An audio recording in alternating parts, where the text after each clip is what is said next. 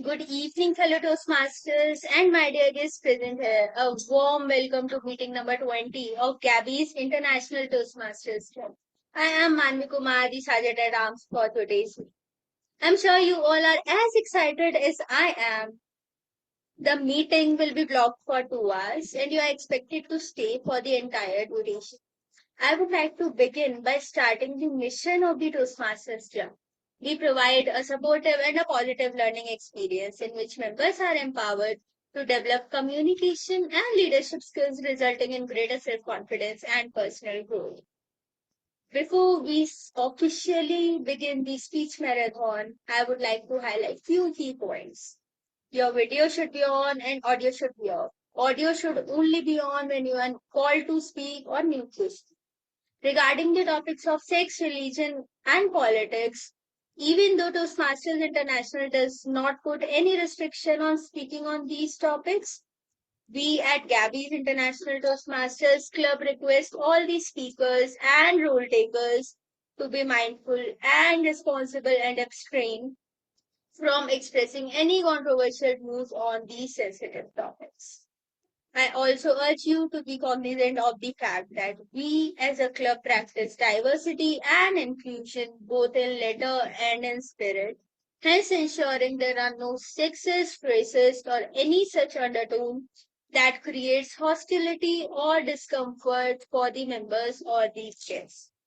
Now, as we have the speech marathon today, our presiding officer and TMOD, both roles will be played by one individual.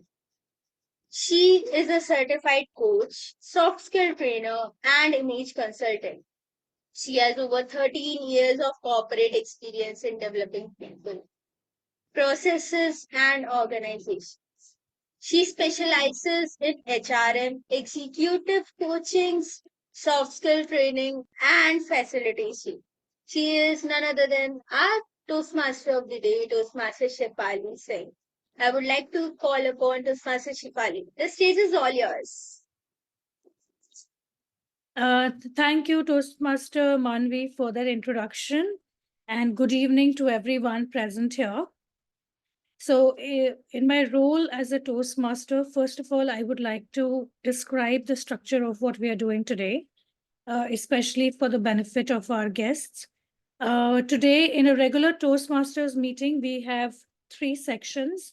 The first section is that of the speech section, and today we have a speech marathon. We will also have the second section, which is the table topics section. And in the third section, we will do evaluations of both the speeches and the table topics. So the speech marathon, we have prepared speeches, and I will be calling out all of the speakers and their evaluators once we get there. So for now, I'm going to pass the baton to the timer to explain his role.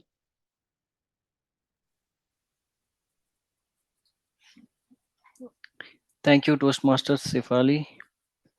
Good evening, fellow Toastmasters and guests. As a timer, I will time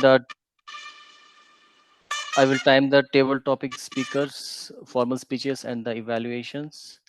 I will also alert each speaker of the time they have left using green, yellow, and red cards. Let me show you. This is the green card, yellow card, and the red card.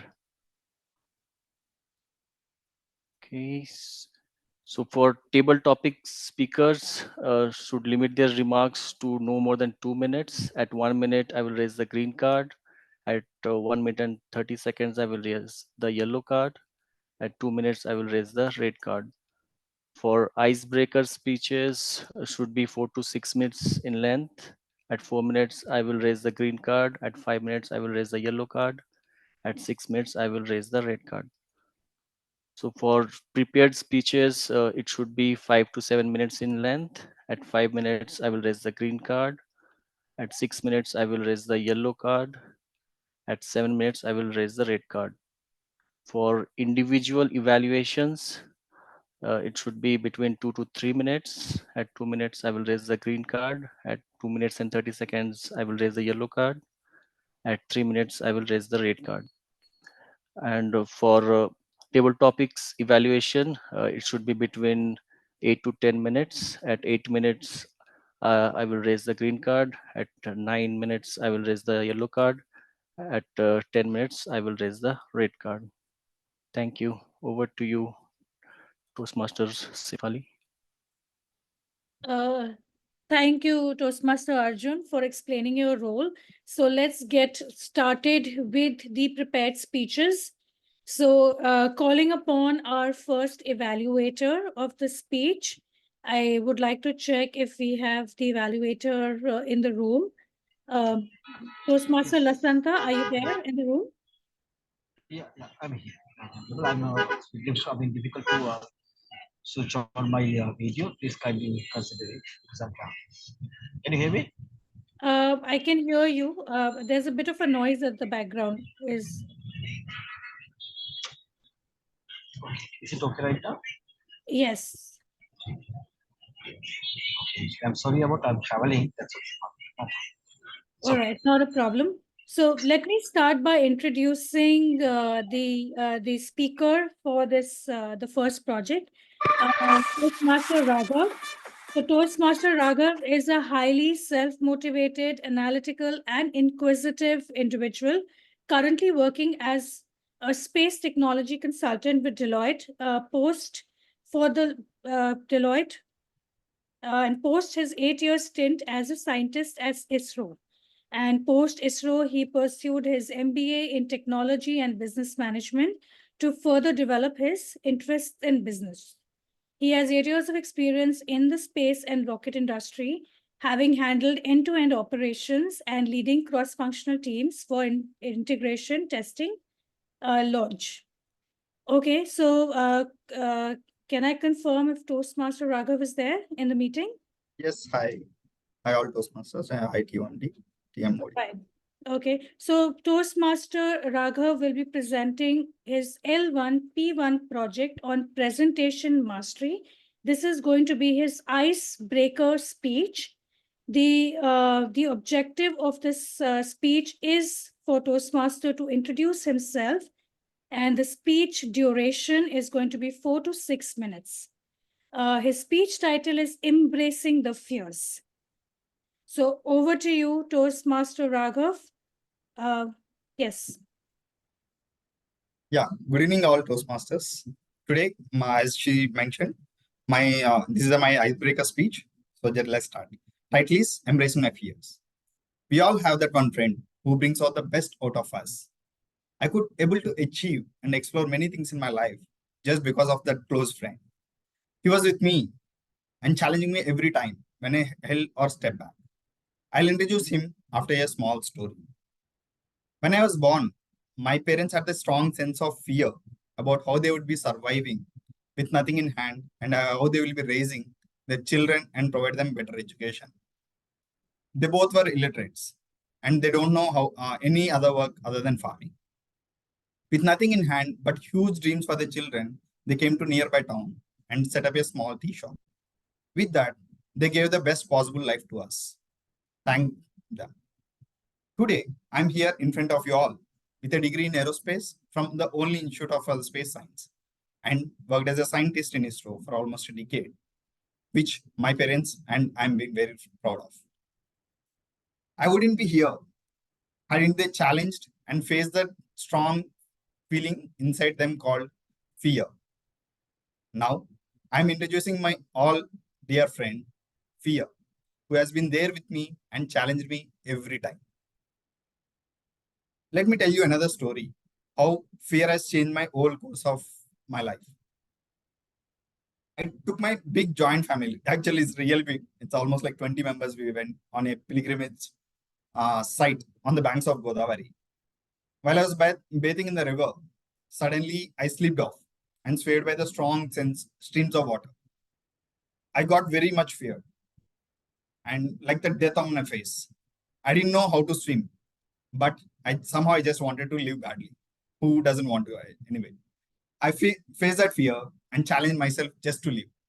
After a few minutes, I was back at the bank of Godavari, but I didn't know how. Somehow I was able to make it.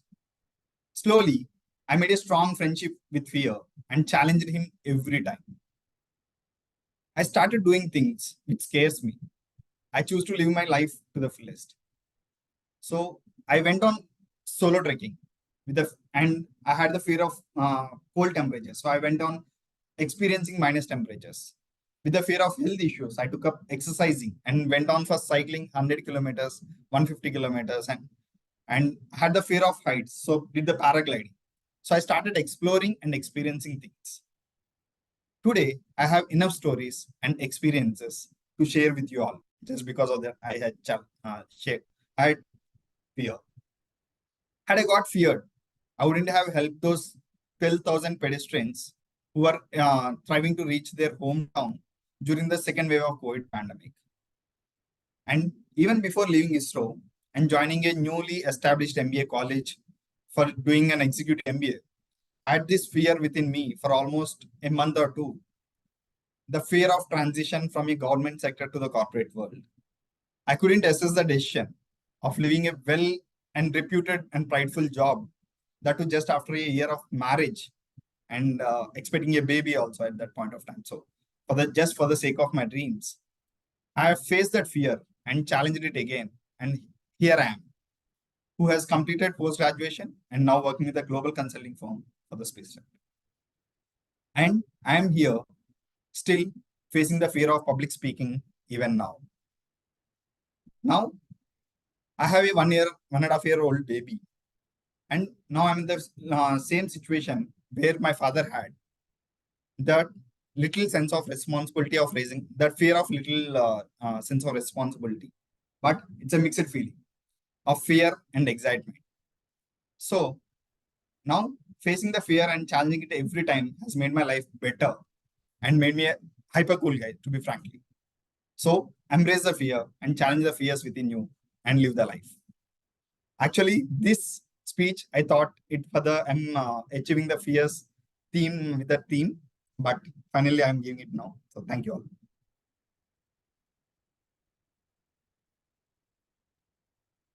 Thank you, Toastmaster Raghav. And this is Toastmaster Raghav's icebreaker speech. And as a practice, whenever a member gives an icebreaker speech, we give them a standing ovation. So I would request everyone to please stand up and give Toastmaster Raghav a standing ovation or a virtual ovation. You can use the reaction. All right. Okay. So moving on to our next prepared speech, I would like to confirm if Toastmaster Khushbu is in the meeting. Yes, hi, I'm here. Thank you for confirming that, Toastmaster Khushbu. So Toastmaster Khushbu, you will be evaluating Toastmaster Smruti.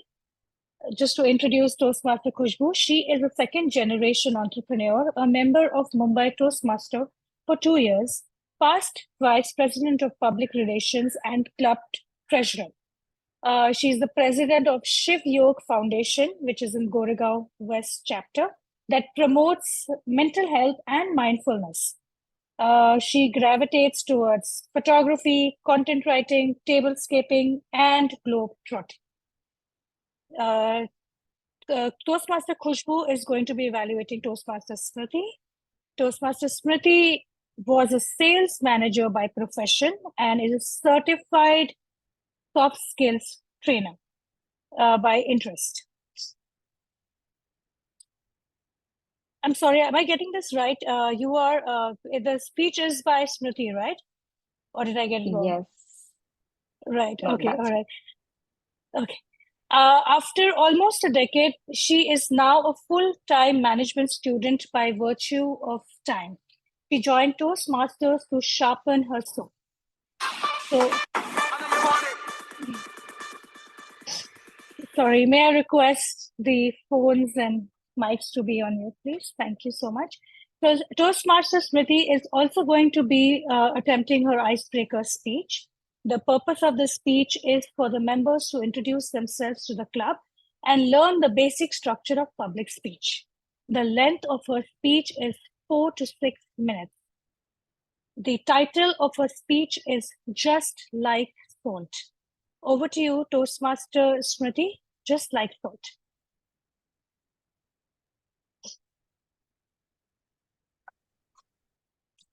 I love you to the moon and back. You are the apple of my eye. I love you more than words can do justice. Aren't these few exquisite phrases through which people express their love and emotions, including many parents? Well, I didn't grow up around such parents or parenting style.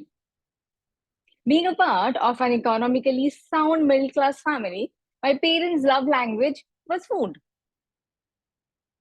As a child, if you do something extraordinary or worth praising, they used to serve mind boggling food. Having said that, I can still remember the 8-year-old me, I don't know why, decided to take an awkward step and ask her father, Dad, how important am I to you? And how much do you love me?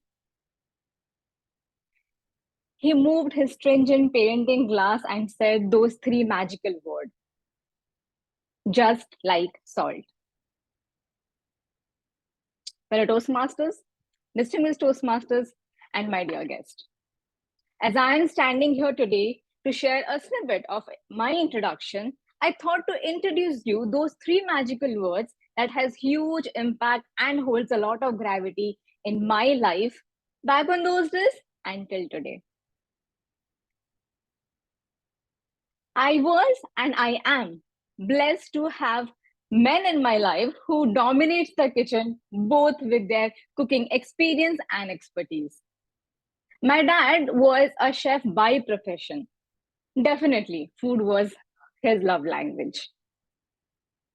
But just like salt, seriously, how come someone can love like salt? Something which is not sweet, something which is bad for health, people avoid to maintain a healthy lifestyle, and something which might lead to diseases? I was frustrated, furious, but at the same time confused to understand this connection of love and salt. Hence, I demanded a very strong explanation from him that day. To which he very patiently smiled and replied, Yes, you are as essential as salt in my life. And I love you just like salt. Too much of salt can damage the flavor of a dish, and too much of love might mislead or spoil you as a child. We might have to skip salt or use some substitute to maintain a balanced life. Similarly, I might have to use tough love to show you the right direction in life. That day, the 8-year-old me was flabbergasted with that explanation. I may not have understood even 5% of what he said, but I loved how he said, how important I was to him, and how he loved me, just like salt. He made my day, and to be honest, he made my life for good. With growing age, I developed and derived parallel meaning to the statement of salt, but the bottom line was pretty much clear to me, which is that too much of something is not good for health or in life, but a balanced or a right amount of the same can do really wonder. You heard my introduction from our TMOD Shaifali today, but you may not be in a position to recollect everything at one stretch. So let me add something here to reintroduce myself. That I grew up in different states of Odisha. I did my higher education, kick-started my professional journey from the elegant city of Nizam, Hyderabad. I was in sales background for close to a decade alongside a certified soft skills trainer by interest. A deadly combination of sales and training. You can imagine how much I love to interact with people and give them gyan. But at the right amount, not too much, not too less, just like the right pinch of salt. My dad did spoil me a bit though. Hence, I love food made by others, like to be around people who can cook good food for me. It's therapeutic sometimes. Alongside in personal life, I believe I'm a mindful introvert soul. The concept of salt helps me to be mindful in many instances of life. Well, there might be instances where I might have screwed up in certain aspects, but I'm a work in progress. Today, as I am on this journey, aiming to be a profound speaker, I may not, or maybe I have completely messed, but I always feel blessed. Blessed to have such parents, and my father to be specific, with such ideology in life, whom unfortunately I lost at an early age. But with his limited parenting, I think I turned out well, maybe with some flaws, but it was not his fault. And I'll always remember and love him just like salt. Fellow Toastmasters, dear guests, two things which I learned in my life, if you wish, you may like to ponder upon. The first thing, identify the right balance or the pinch of salt in your life. Second, take some mindful halt. Go and tell that person how much important that person is for you, just like salt. Thank you so much. Back to you, Toastmasters of the day. Thank you, Toastmasters Smruti, for sharing that beautiful story. And yes, salt is extremely important, just the right amount. I would request everyone to please give Toastmasters Smruti a standing ovation, since this is her icebreaker speech. And you can also use the reaction to do so. All right. Moving on, we have our distinguished Toastmaster, Sourav, who will be our next speaker. Before I introduce him, may I confirm whether Toastmaster Joane, who will be evaluating him, is in the meeting? Yes, I'm here.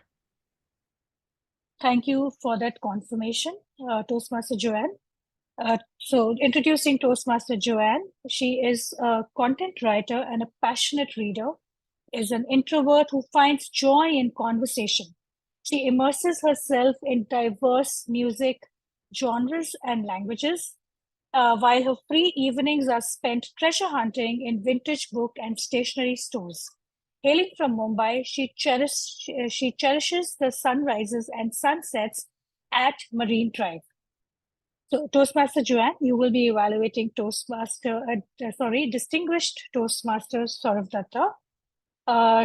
Distinguished Toastmaster Sourav Dutta is a winner of 2 times Distinguished Toastmaster Award and has completed 10 parts in the Toastmaster Wheels. He has been the President's Distinguished Division Director and a Distinguished Area Director in the past. Outside of Toastmasters, Sourav has played several leadership roles in Fortune 500 companies, startups, and nonprofits. Currently, Sourav is building his own edu-tech startup, Practive, which he founded in June 2020. The distinguished Toastmaster Sourav Dutta will be attempting his project level 3, project 1. The project name is Understanding Conflict Resolution under the path of persuasive influence.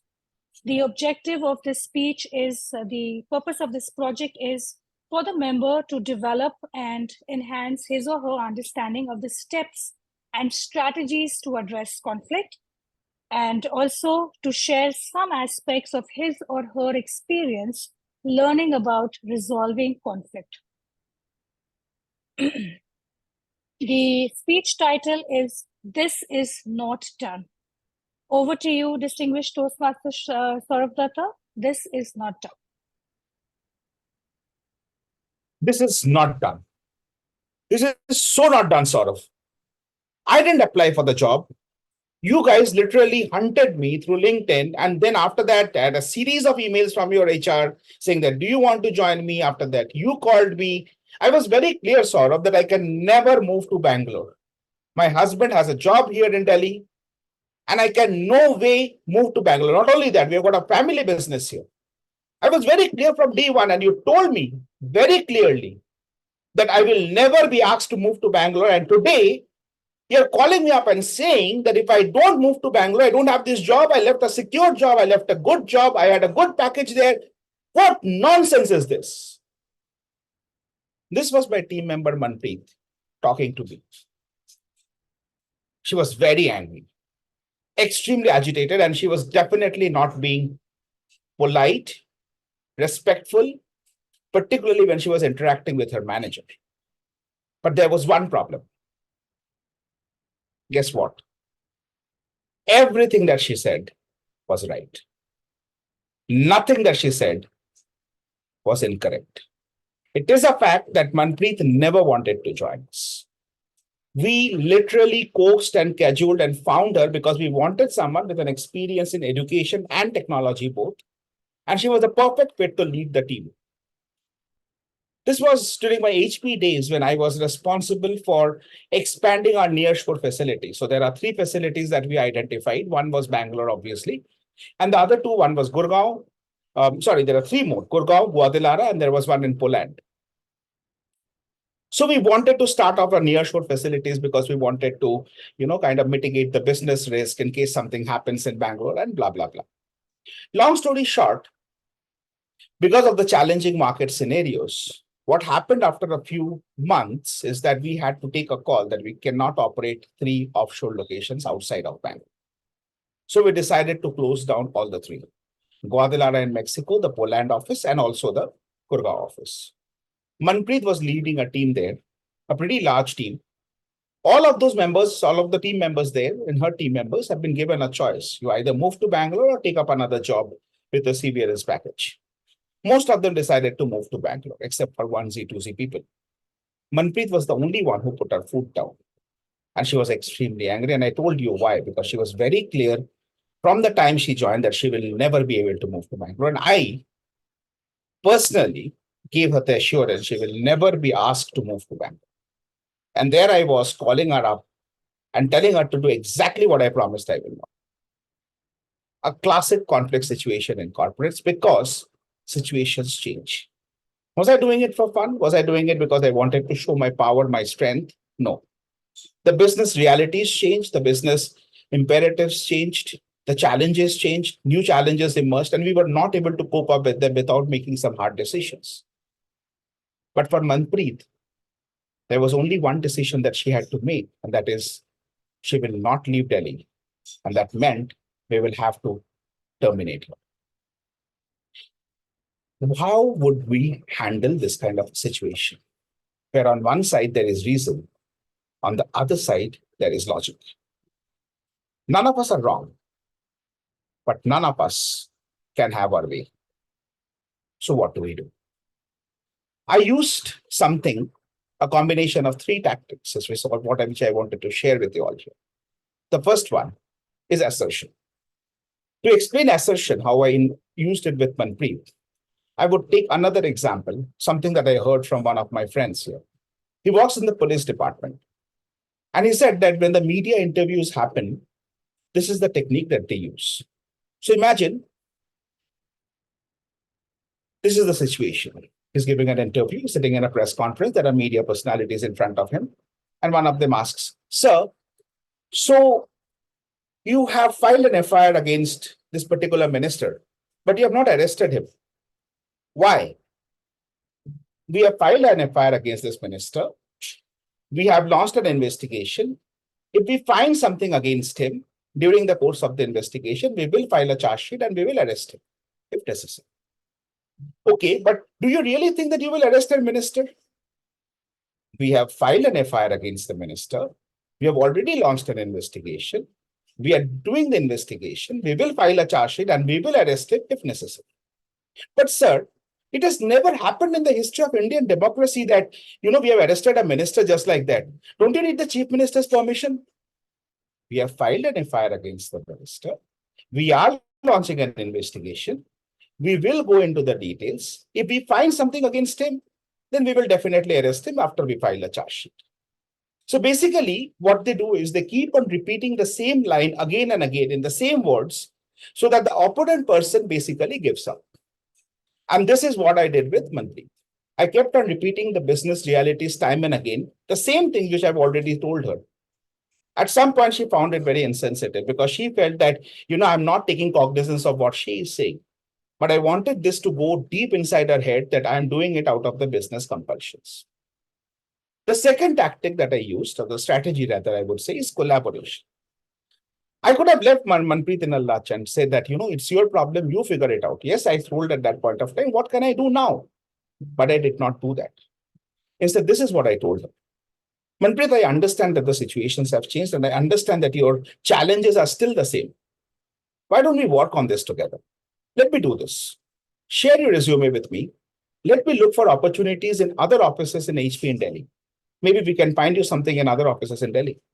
Maybe that will work for both of us. You will not lose your job, and I will also not be under the compulsion to continue the Gurgaon office just because of one person. That worked. She eventually found a job in HP in another entity in Delhi. And the third one, this is the most effective. Timeout. After that discussion, several times Manpreet had tried to reach out to me before the problems were solved to have more discussions on this. But the problem is I did not have anything more to add. So every time she reached out to me, I very categorically told her, Manpreet, we will have a discussion on this only when I have something new to add to this. Timeout is a very effective strategy when we are going for a conflict resolution because everyone here loves to rant. Ranting is a normal human tendency. So if you give a scope to me to keep ranting about what all went wrong in my life, I can go on for the next 1 hour, 2 hours, maybe the next 1 week. So timeout, when it comes to conflict resolution, is a very effective technique. And with this, it's my timeout. So handing over to Shaifali, our Toastmaster. Thank you, distinguished Toastmaster Sourav, for that amazing speech. I am definitely going to use some of these strategies to resolve conflict. Okay, can we all give distinguished Toastmaster Sourav Dutta applause, please? All right. So moving on to our next prepared speech, may I call upon Toastmaster Bimpy Kumari? Please confirm you're there in the meeting. Yes, I'm in the meeting. Thank you for confirming that. So Toastmaster Bimpy Kumari, you are going to be evaluating Toastmaster Sonali Ghosh today. Introducing Toastmaster Bimpy, she is a senior quality analyst at one of the pharmaceutical companies, IQVIA. She loves traveling, cooking in her leisure time. She joined Toastmasters to elevate her public speaking and leadership skills. So Toastmaster Bimpy is going to evaluate Toastmaster Sonali Ghosh, who is attempting her level 1 project 2. The name of the project is Writing a Speech with a Purpose under the path of engaging humor.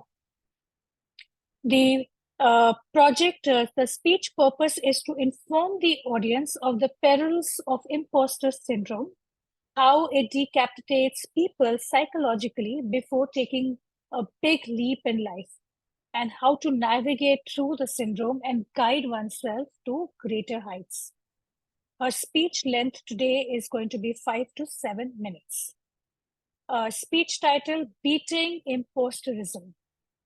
Over to you, Toastmaster Sonali Ghosh, Beating Imposterism. Thanks, Shaifali. Am I audible?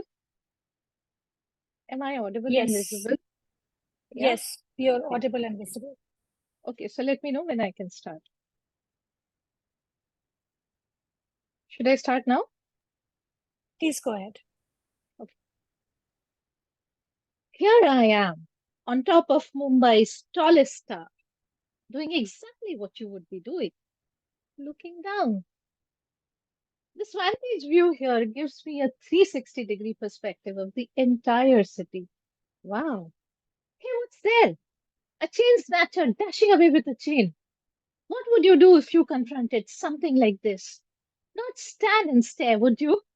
Nor would I. So I'm going to do exactly what you would be doing. Get into your superpower.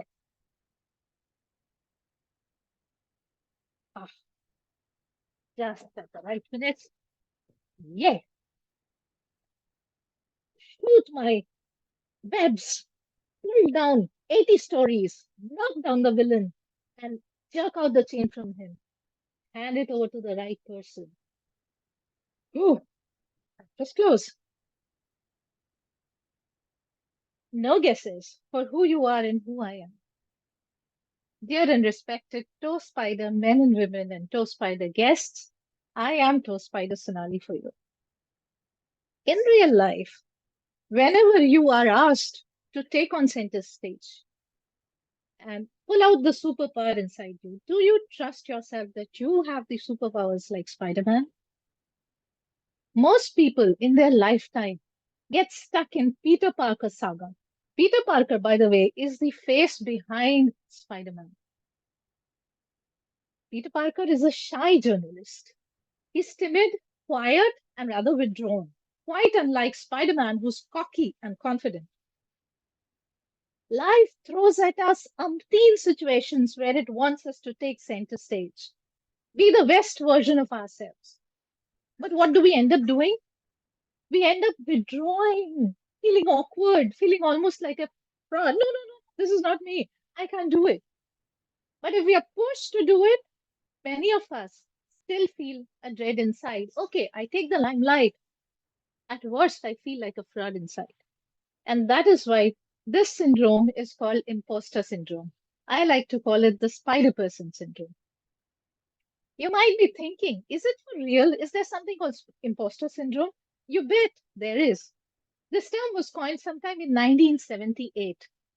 And more than 70% of people globally have experienced imposterism. This is what research says. And of all the high achievers that you know, 25 to 30% have experienced imposterism sometime in their life. You'd be surprised by some of the names that I give you of people who've experienced imposter syndrome.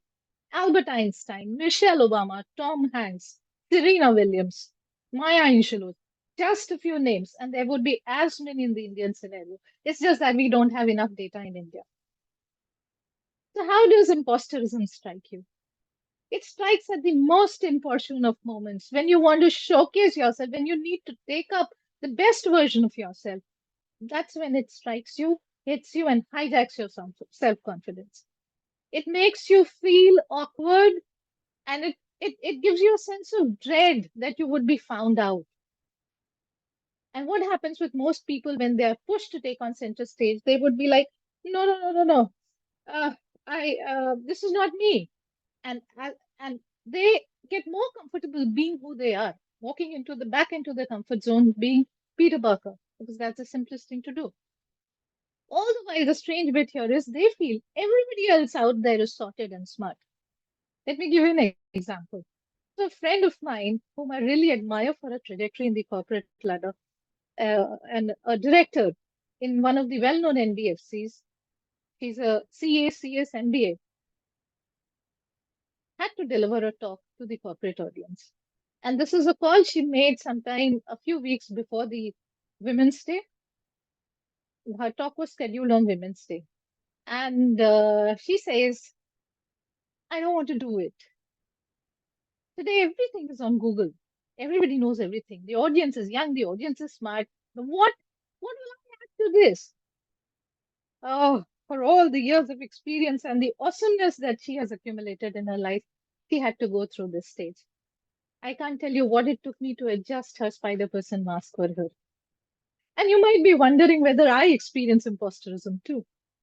You bet. I keep swinging between imposterism and being a goddess. But that's jokes apart. I came to know about imposterism pretty early in life.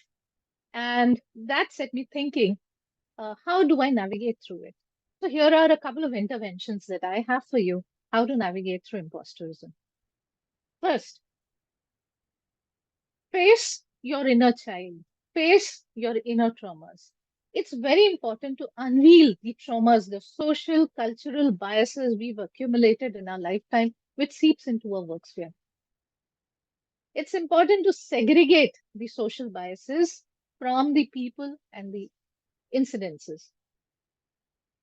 Most importantly, what is needed is dive deep into your values. The core values which I try to live by, I put them in an acronym of HAIL: honesty, authenticity, integrity, and love. By love, I mean wishing well for others. So deep dive into your own value system and see what works for you. The second intervention that I have for all of you is how to turn your inner self talk into positive self talk. Being negative requires no talent. We know gravity. The environment, the conditioning will do it for us. What is needed is rewire ourselves, think positively. And how do we do that? So here are a couple of rituals that you can do, but make sure you do it either for 21 days or for 42 days. And why so? Because that's the minimum time you need to rewire your system to get it into part of your autonomous nervous system. So the practices like mindfulness, gratitude, or journaling goes a long way for us in rewiring ourselves towards a positive self-talk. And third most important intervention that I have for you is go and give out to the world what you deeply crave for. You know, it's said that you learn best when you teach. So it's important to go and give out and make a difference with everything that you need, you crave, and trust that it's all going to come back to you.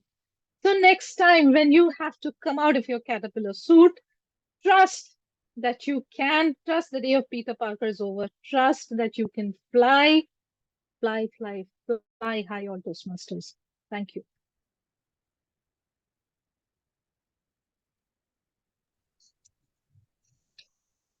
Thank you, Toastmaster Sonali, for that wonderful speech. And yes, we all wish we can be Spider-Man and Spider-Woman in our own space. Okay, so moving on to our next speech, can I confirm if Toastmaster Himanshu Avasthi is in the meeting? Yes, I'm here. Thank you. Right. So Toastmaster Himanshu, you will be evaluating Toastmaster Sudhakar, Thamankar. To introduce Toastmaster Himanshu, he is a Toastmaster for the last 9 years and an agri-entrepreneur based out of Kanpur. He loves to debate and travel. He is going to evaluate Toastmaster Sudhakar. With a distinguished career spanning 19 years, Sudhakar is a seasoned chartered accountant, has held various leadership positions overseeing all aspects of finance. Currently, he specializes in virtual CFO service supporting startups, SMEs, and MSMEs.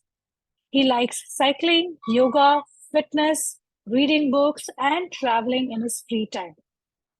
Toastmaster Sudhakar is going to be presenting his L1 Project 4 speech under the pathway of presentation mastery. The project name is Evaluation and Feedback. This is the second speech that he is going to be giving. The purpose of the speech or of this project is to apply the feedback that was given in the previous speech and serve as a speech evaluator during the club meeting. The length of the speech is 5 to 7 minutes. The title of the speech is What is Your BQ? Over to you, Toastmaster Sudhakar. What is your BQ?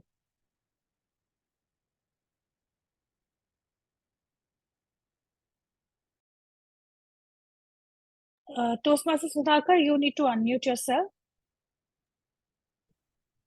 Sorry. What if I tell you, when it comes to money or finance, it is not only technical knowledge that is enough. I know what you are thinking. You want to ask question. Hey, Mr. Chartered Accountant, stop. You said finance? Isn't that all about numbers and Excel spreadsheet? Yeah, you are partially right and partially no. Good evening, fellow Toastmaster and friends. Despite being a chartered accountant myself, I ended up making wrong decision, at least if not wrong, not sound decision, at least couple of times. I was thinking myself, what went wrong?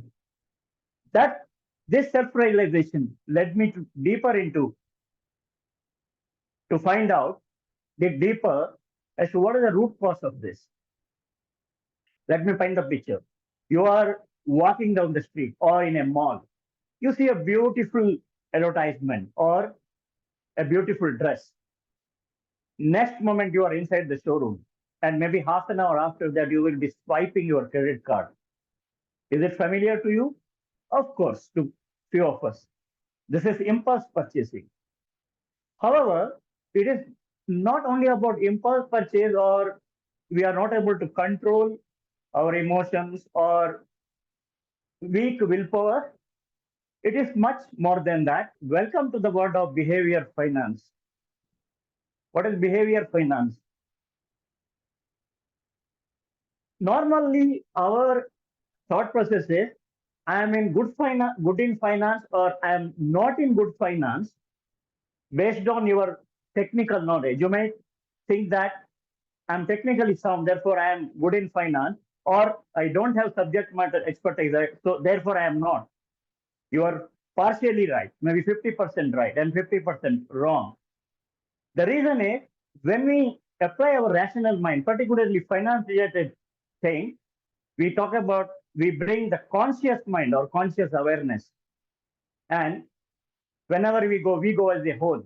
Whenever we discuss, involve, we involve 100%, right, as a whole. Why I'm saying why as a whole? Because there is a conscious and there is a subconscious mind. So therefore, what happens is certain times your subconscious mind, when it takes over your mind, that is where you start slipping. That is kind of a disease to say, I don't know what I don't know. So behavior finance will try to find out some of the problem to the solution. Essentially, behavioral finance is application of concept of psychology to the field of finance to explore as to how human emotions, the cognitive biases, irrational mind, or things like that, they impact our financial decision, market decision, whatever. So therefore, this is very important subject. Let's now explore what is the concept of behavioral finance.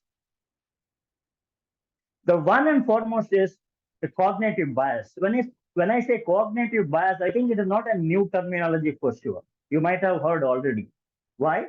Because it is very, very relevant in our daily life, either it is personal or professional. Many times we get into this trap. However, when it comes to the financial decision, it has a larger impact.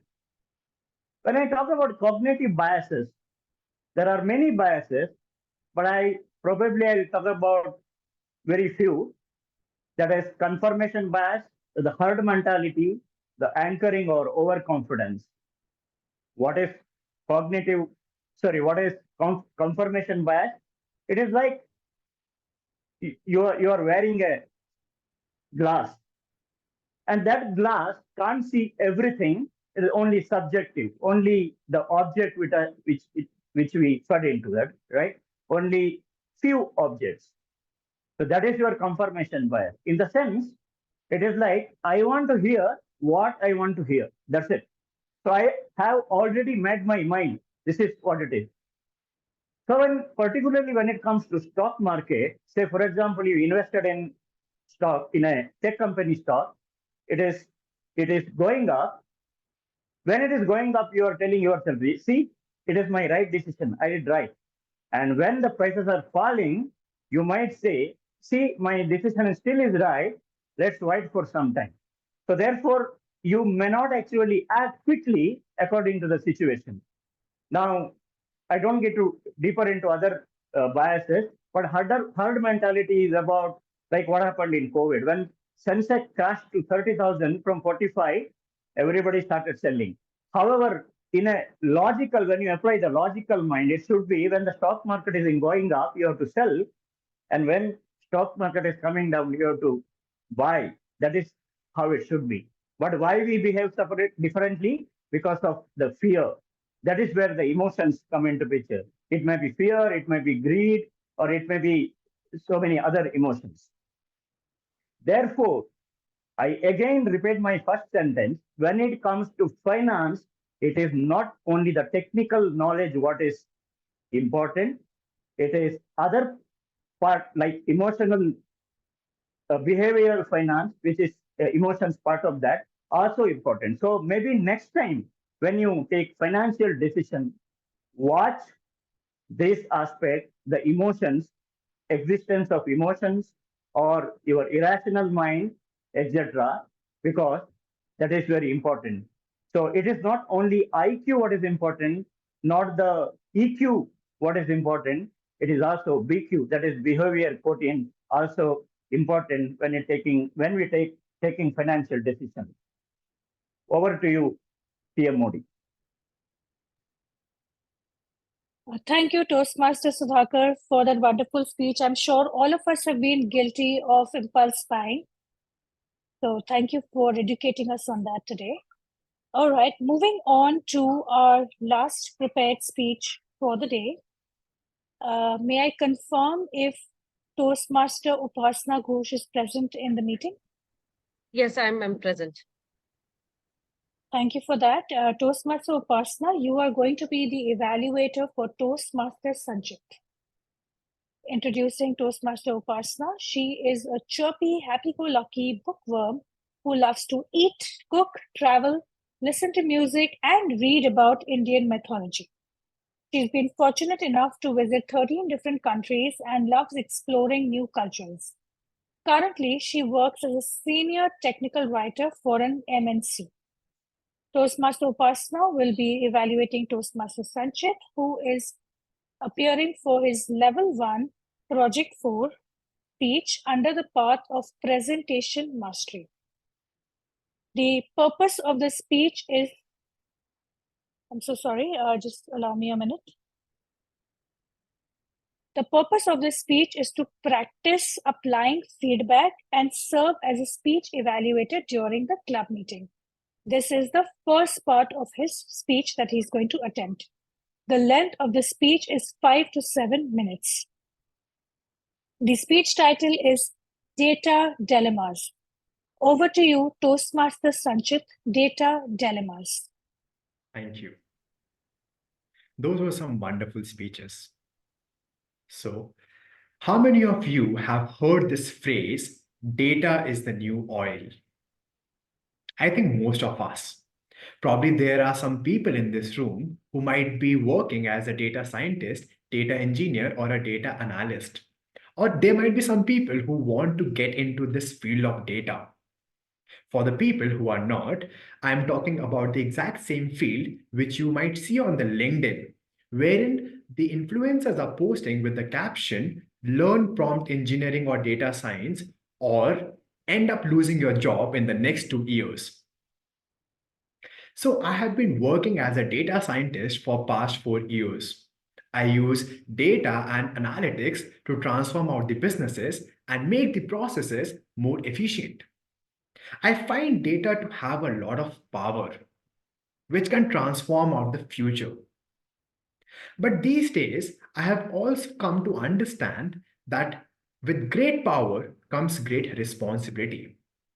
And how in this field we are intertwined with some ethical complexities. So let me take you through the journey. 2 months back, I read this book, which is called Weapons of Math Destruction. So as soon as I told you the title, you might be thinking that this book might be about how Taliban uses data to spread terrorism. Or it might be how nuclear weapons have data in them. No, it's not about that. It is much more dangerous. It is about our daily lives and how data science controls our life and how it is reinforcing biases, discrimination, and inequality. So let me take you deep into the technical details of it, so as in to understand this topic a bit more. So if we talk about an algorithm or a data science model, how it works. So for example, you want to predict that what would be the price of your favorite candy after 5 years. So you take the data of how the price of that candy was for the last 20 years. That would be acting as the input to this data model. You enter that into the model and you get the output on what the prices might be after 5 years. Seems nice, right? But what if I tell you that the data which we have been generating for the past 1,000 years is full of biases? It might be discriminatory against a specific gender, specific caste, or specific region.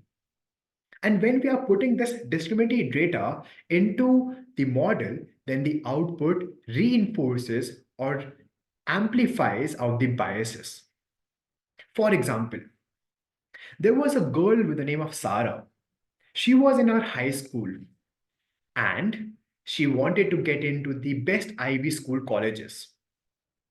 Now, she was acing her exams. She was also the captain of a basketball team and she was also the leader of her dance team. She was ticking every box. But as soon as she applied to the colleges, she got rejected by all of them. Why? Why did she get rejected? Because these days the colleges are using data science model to predict out academic success.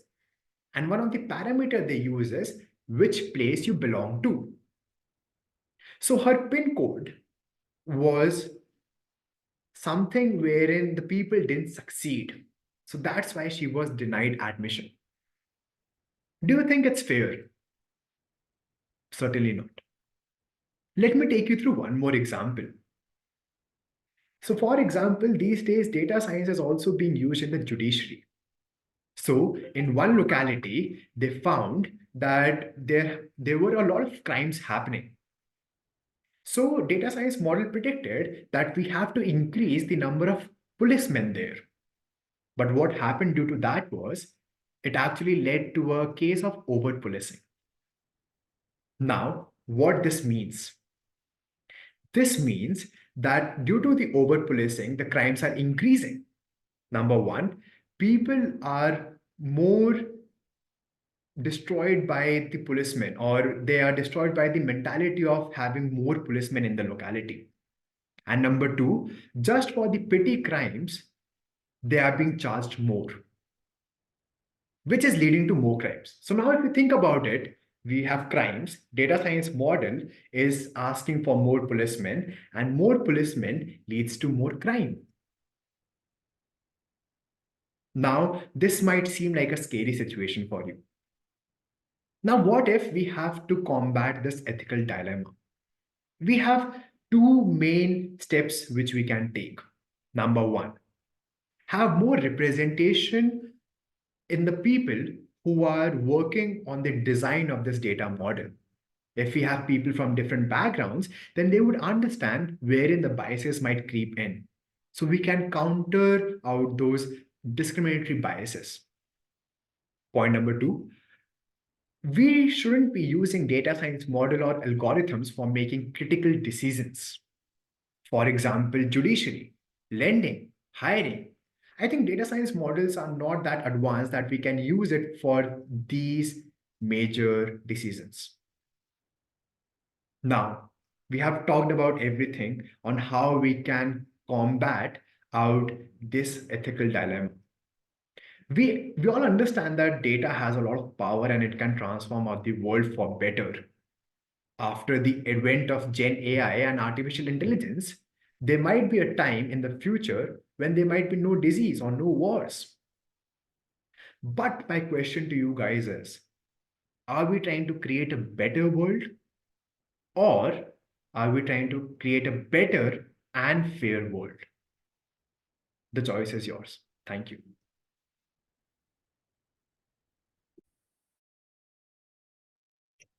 Thank you, Toastmasters Sanchit, for educating us on the importance of data and data privacy. I'm sure all of us have learned something new today. So with that, we come to the end of our prepared speeches for the day. May I request the timer to please present his report?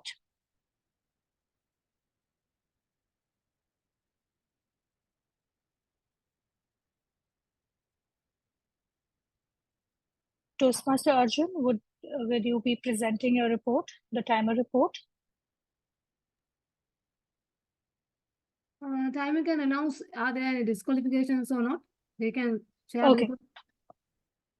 Yes, Toastmaster Arjun, can you tell us if who all have qualified and if there are any disqualifications?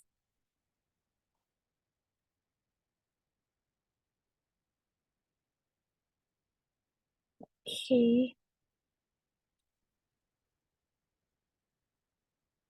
All right. Yeah.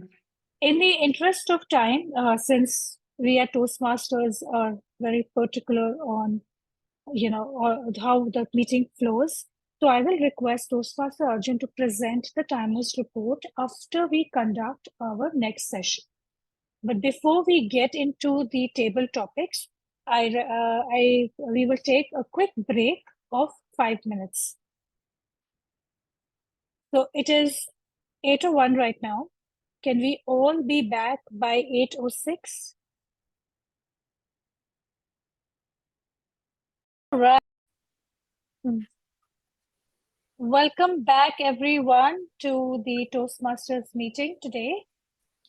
Okay, so Toastmaster Arjun, can you please tell us who all have qualified in the prepared speeches and if there are any disqualifications? We don't have any disqualifications. All of them have qualified. Okay, thank you so much for confirming that. So with that, we are going to move to our next section, which is the table topics. And for this, I am going to invite table topics master, Toastmaster Sudharma Perera, to quickly introduce Toastmaster Sudharma. She lives in Venuappa. Did I say that right? Venuappa. Yeah. Sri Lanka. We'll connect later to get more clarity on that. And is a fellow chartered accountant. She is an MBA from the University of Sri Jayawardhanapura, Sri Lanka. She is interested in learning new things, getting to know new people, and traveling to new places. Toastmaster Sudharma is the VP of Education of the Gabbys Online Toastmasters Club. Over to you, table topics master, to the TM Sudharma Perera. Thank you, Toastmaster of the day. Good evening, Toastmasters, visiting Toastmasters and guests. Today, we will have 10 table topics. Not only that, there will be evaluation also. So, for your information, for guests and visiting Toastmasters, table topic is like a mini speech. It will have opening, body, and conclusion. Not only that, it will train you to think quickly and organize your speech. For table topic, we have 1 to 2 minutes. At 1 minute, time will show green card, 1 minute and 30 seconds yellow card, at 2 minutes, red card. There will be 30 seconds grace period at the lower end. That means 2 minutes and 30 seconds will be the qualified time. So I will ask all the Toastmasters to please come on camera. Then we can spotlight you and give you a chance to speak. I can see a lot of Toastmasters have switch off their cameras. Please come on cameras. Who is willing to get first topic? I will have easy topics and difficult topics for seasoned Toastmasters and easy topics for guest. No one? I will appoint them. Toastmaster Sudhakar, you are a speaker. I will come to you. I will give first chance to non-speakers. Is that okay? Toastmaster Lakshmi, would you like to attend? Hello. Hi. Did you just call me? Yeah. Hello, Would you like Toastmaster to attend? Sudharma. Yeah. I'm sorry. Would you like to attend the first topic? Yeah, sure. I will. Okay. Toastmaster Lakshmi Sujata. What makes a person beautiful? What makes a person beautiful? Toastmaster Lakshmi Sujata. I put it into chat also. What makes a person beautiful? According to me, what makes a person beautiful is the person's smile. Now, having said this, it doesn't mean that you smile through your worries, you put up a fake smile. No. To be able to smile even,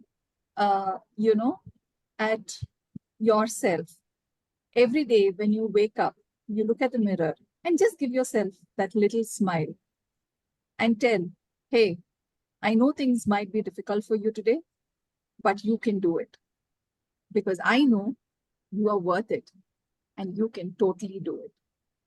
Sometimes these little talks really help me go through the complete day with a little bit of extra courage, a little bit of extra determination, and a little bit of extra smile. At the end of the day, for me, when I smile to myself, it is like reassuring me that things will be okay and I can sail through whatever the world has to give me. So yes, for me, it is a smile that makes my, life or day beautiful. Because with whatever worry, another person is looking at me, and when they see a smile on my face, somewhere they are feeling good, saying, yes, I can also do it. So with that, I would like to give it back to you. Thank you, Toastmaster Lakshmi. Shall we have a big round of applause to Toastmaster Lakshmi for that message? Yes, I can also remember today one of our partners' birthday. He is not always smiling, but today I went for him and wished with a smile. He smiled. Then I got that message. Yeah, we can make someone smile if we smile back. Thank you, Toastmaster Lakshmi. And we will go to our next topic. Who is like to attend? Okay, Toastmaster Ritu. Here is your topic. So, yeah, Toastmaster Ritu Supale. When was the last time you felt lucky? When was the last time you felt lucky? Toastmaster Ritu Supale. I'm sorry, when was the last time? You can see the chat. Okay, yeah, I just better see that. Just a moment. Okay. So good evening, all Toastmasters. My name is Ritu, and the last time I felt lucky was when I achieved my soft skill training certification and the TTT training certification. I felt lucky because I think there is definitely something in me that sparked me to pick up this course, and also it gave me a sense of achievement, because what happens when you target for something, when you chase something in life and you achieve it, you feel really lucky about it. Although it was not a lucky, it might not be lucky for others, but of course for me, it really meant a lot. And when I felt lucky was when I gave birth to my daughter. That was a time, the motherhood and feeling so great about me delivering my first child.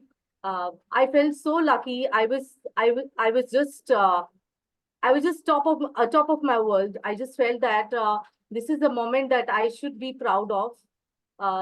It's a proud moment for every girl in life.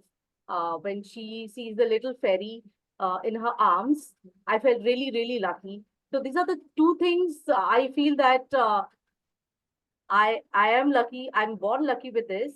I don't know if I would have not had this. I don't know what I would have been then. So yeah, that's the lucky thing for me. So over to you, Toastmaster Sudharma.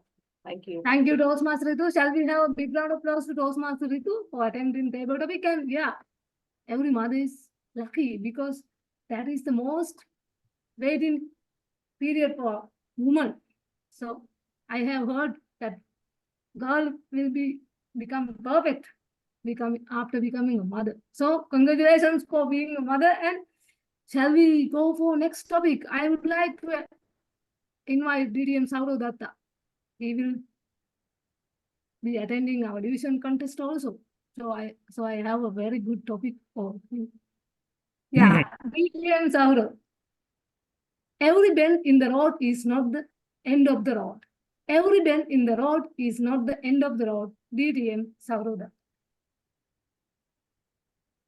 1 second, I'll just.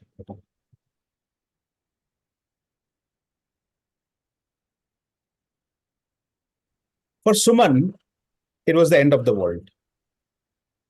When her husband came back that day, not with the usual smile that he used to wear on his face, but with drooping shoulders, a huge look of concern on his face. He walked into the room, threw his bag on the floor, sat down on the floor itself, holding his face within his palms, and started crying. Suman held him tight and asked, "What happened? What happened? Why are you crying like this?" After almost 15 minutes, he was barely able to talk. And all that he said was, "I lost my job. I've been fired. I don't need to go to work from tomorrow." For a 20-year-old or a 30-year-old, this could something still be possible for them to take them in their strides because there's a lot of potential ahead of them. But for a 50-year-old, it's a huge blow. And it gets heavier when you know you've got a daughter who is going to school. You've got a wife who doesn't keep well. You've got aging parents. And literally, you feel like you're punched in the stomach.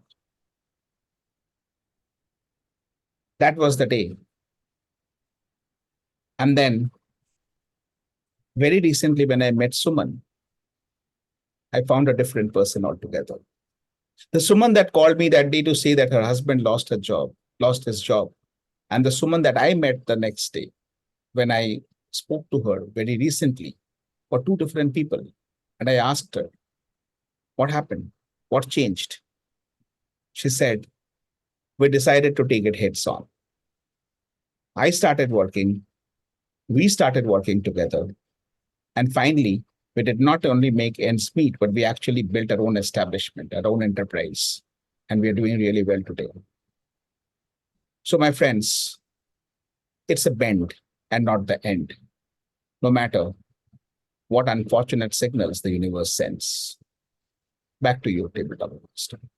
Thank you, DTM Sauruda. Shall we have a big round of applause to DTM Sauruda? Yes, this is the bend, not the end. That was the same topic I tried in area contest. I am 100% sure if you were there, you will be the first as always. That is the area I see district 82 table topic questions. I want to see the new story about that topic. Thank you for giving us that message. It was very wonderful. Okay, next topic I would like to give Toastmaster Manoj Nehru. Toastmaster Manoj, are you ready? Yes. Toastmaster Manoj, the view from the other side is always green. The view from the other side is always green. Toastmaster Manoj.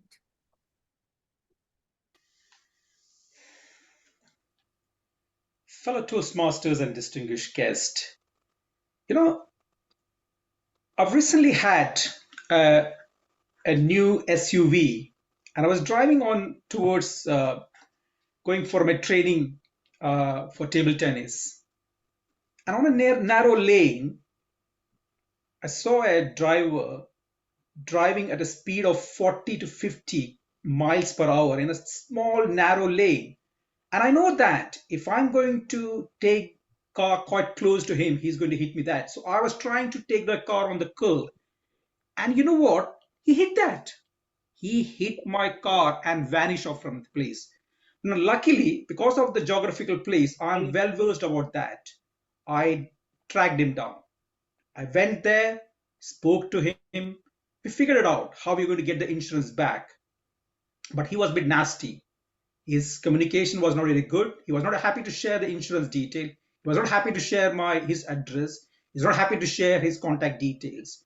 Somehow I managed to get this through phone. But end of the day, we didn't went to the insurance. We settled out of the court. When I went to meet him, he came to me. with a cash and also said, "I really sorry about it. I'm really sorry. I have to take my wife to the hospital and I have to rush for it." You know what? When I was looking at him, it's not about the money, it's not about the crash, it's about he vanished the place. He put a dent on my heart. He hit my car and vanished off from. That made me angry. That made me kind of upset about him. And when I went and met him, he said, "I'm really sorry for upsetting. I'm really sorry for making your day bad. I apologize for that. Here's the cash of money. You can go and get this fixed. We don't have to contact insurance company. Let's handle this one." And with a handshake, we settle the case. And you know what? We always think it's our problem. We don't see others' problem as well. If you're going to weigh those both things together, that's where you find out, you know what, there is a reason why he did that. With that, over to your table topic master, Toastmaster Sudharma. Thank you, Toastmaster Manoj. Shall we have a big round of applause to Toastmaster Manoj? Yes. Every time I also felt like that. I conclude that he or she is a bad or very reckless person, but at the end, I got to know that sometimes there is a hidden challenge they are facing. That's why they are behaving like that. Thank you for the message, Toastmaster Manoj. And shall we go to next speech? Toastmaster Sudhakar, are you ready? Yeah. Okay. Toastmaster Sudhakar, what is your favorite place on earth? What is your favorite place on earth, Toastmaster Sudhakar?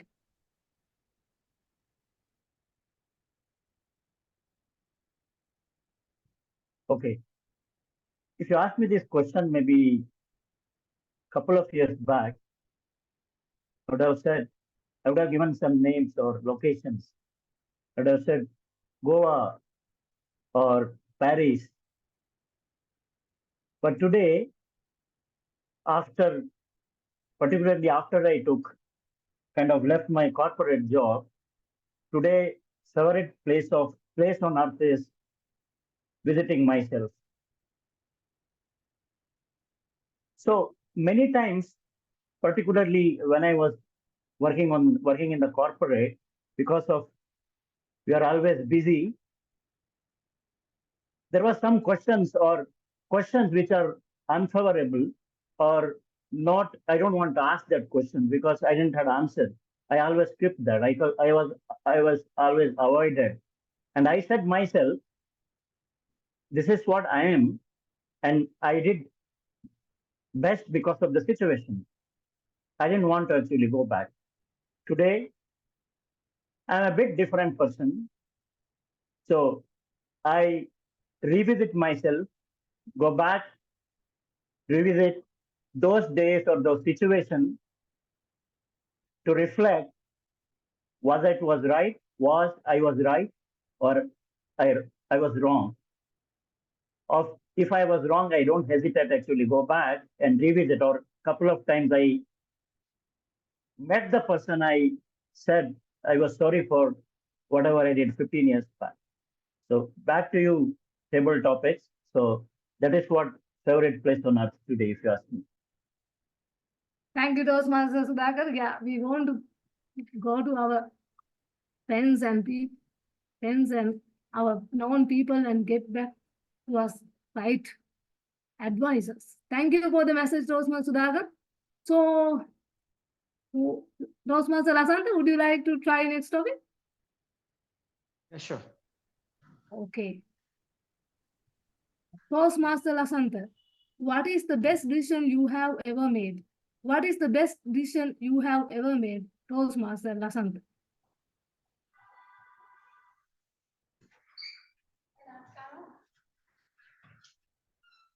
Thank you, Table Topic Master, Toastmaster Sudharma.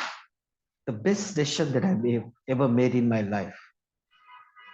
My dear friends, we make many decisions in life, aren't we?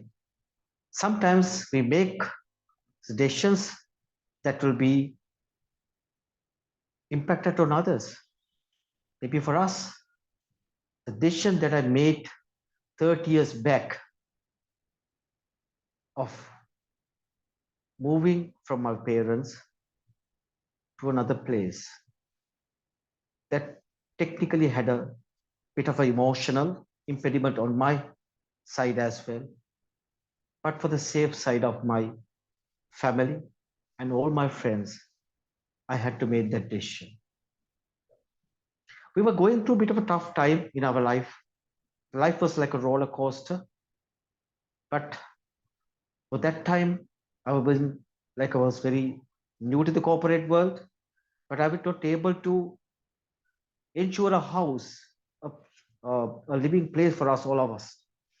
But technically, I managed to find a house, invest my own self, and people start saying, "Why, Lasantha, why you want to invest right now?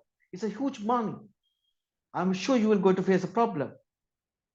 The decision that I made to buy a land, invest it, and go for a house to stay in a place today that I always get it that benefit. A living place for all of us. Each and every moment that we come to my house, I remember the decision, since I made that decision, that I have been benefited. My dear friends, all of you will always have the same sort of a situations in life. We make decisions, but someone might pull out and say, it's not the decision that you have to take. But what matters for you decision is the facts, the rationale that you had to make on behalf of you, or maybe on behalf of your family. So make a best decision that matters for all of you, if it is benefited to the large. Over to you, Sudhakar. Thank you, Toastmaster Lasantha. Shall we have a big round of applause to Toastmaster Lasantha Silva? Yes, I also can remember when I was going to change my job, all people asked me not to change.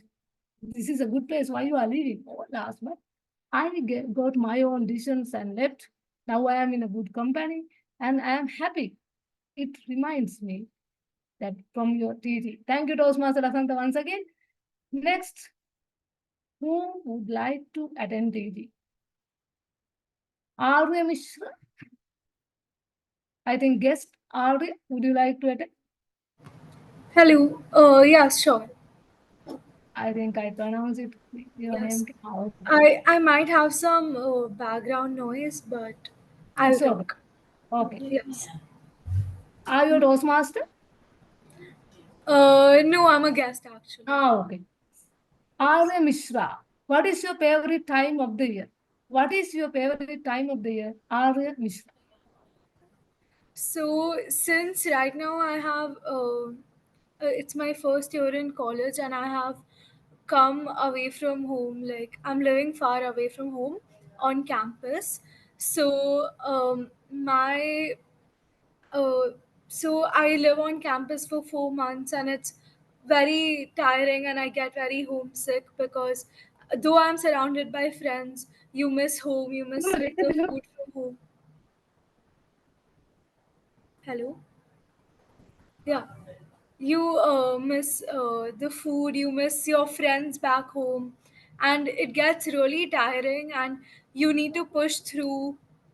But so my favorite time of the year is when I get to go back home and spend time with my family and friends and visit familiar places around my locality.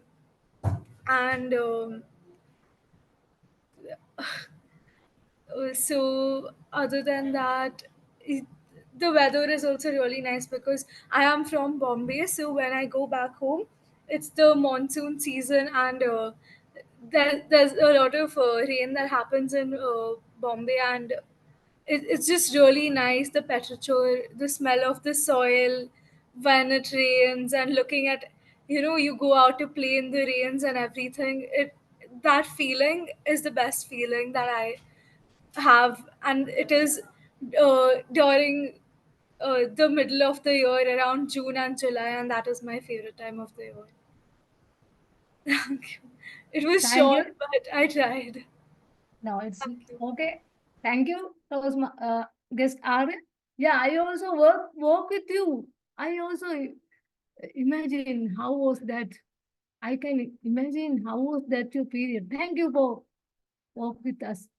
Okay. Now who is going to attend next topic? Can I go next? Sorry? Can I go next? Yeah, Toastmaster Sonali goes. Yeah. Here's your topic. Toastmaster Sonali. See the beauty of the rain to discover the rainbow. See the beauty of the rain to discover the rainbow. Toastmaster Sonali.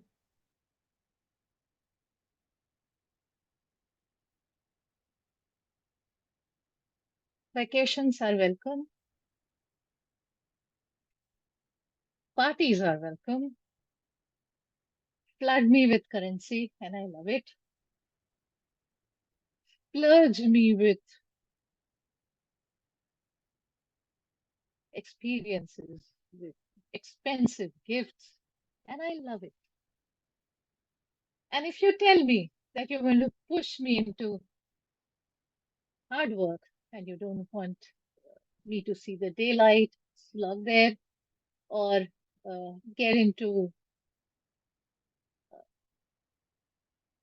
not spend, not go out, not dine out, or not have fun. Oh, it's not just me out there, it's all of you who would feel, what is life then worth about? But here's the catch and here's the twist. Life is all about balance. But this is not the lesson which is something that we take in easily. It's something that is learned over years through experience. And when I say balance, what I mean is you have to take in the drill to enjoy the sunshine. Because once you've taken in the drill, the joy of the sunshine is so much more. You cannot have an ice cream every day. You will lose its taste. You will lose the joy of curling your tongue around it and savoring the taste out there.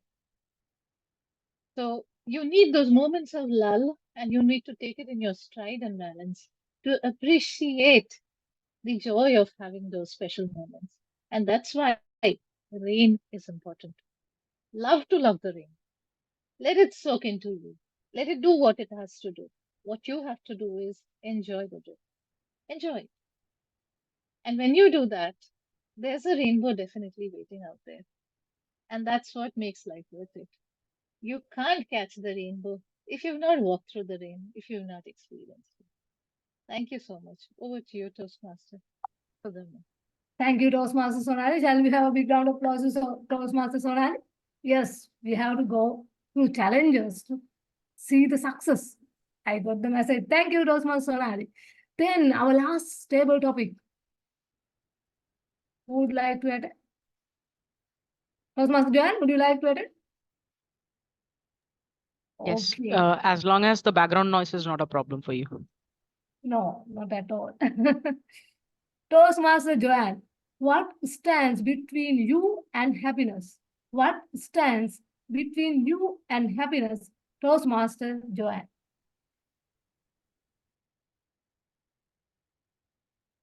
I know exactly the answer to this question.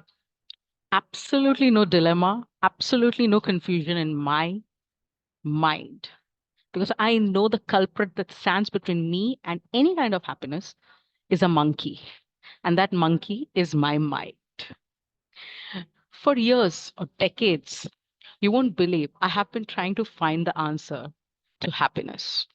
I have gone through religious places. I have gone through philosophy, psychology, meditation, medication, say what not, just to find happiness.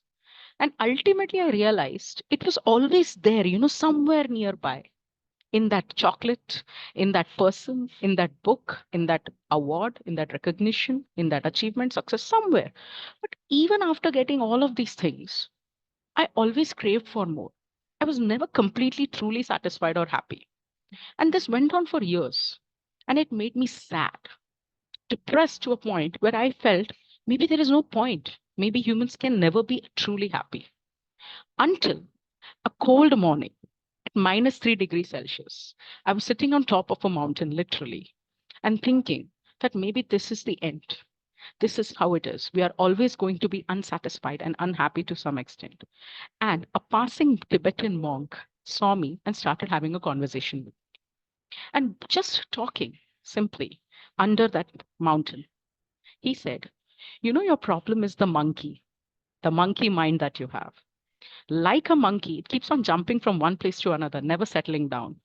And that is your mind, never settling down, always craving for more, trying to find happiness in different things, yet not looking inside yourself, not going deep inside within you and figuring out what happiness means to me.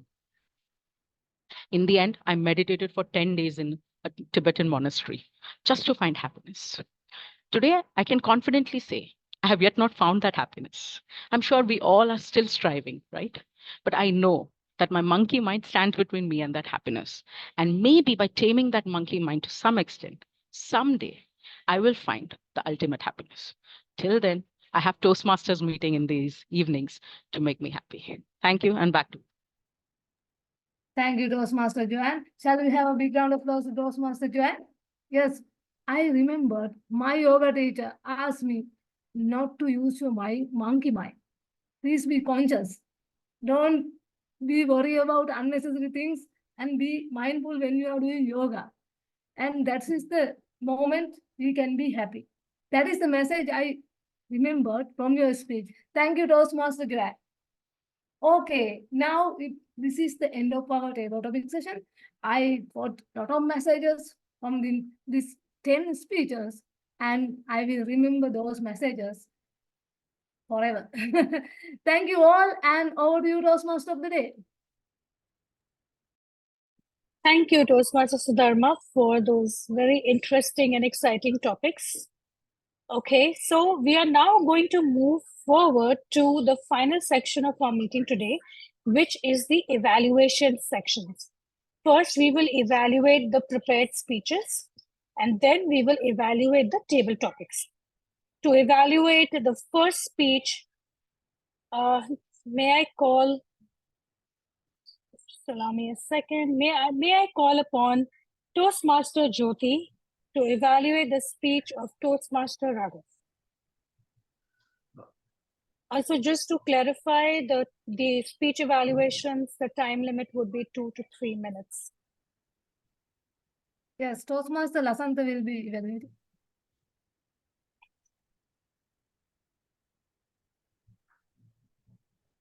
My apologies, Toastmaster Lasantha. Please, over to you.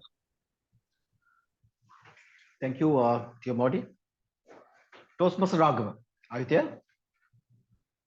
Okay. Yes, I'm here.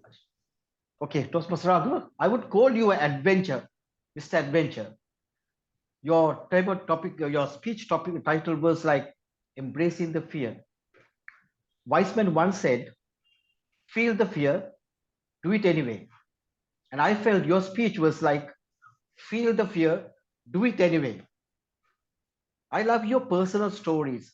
That was, you have brought some different anecdotes to support your title. Let me tell you the first thing.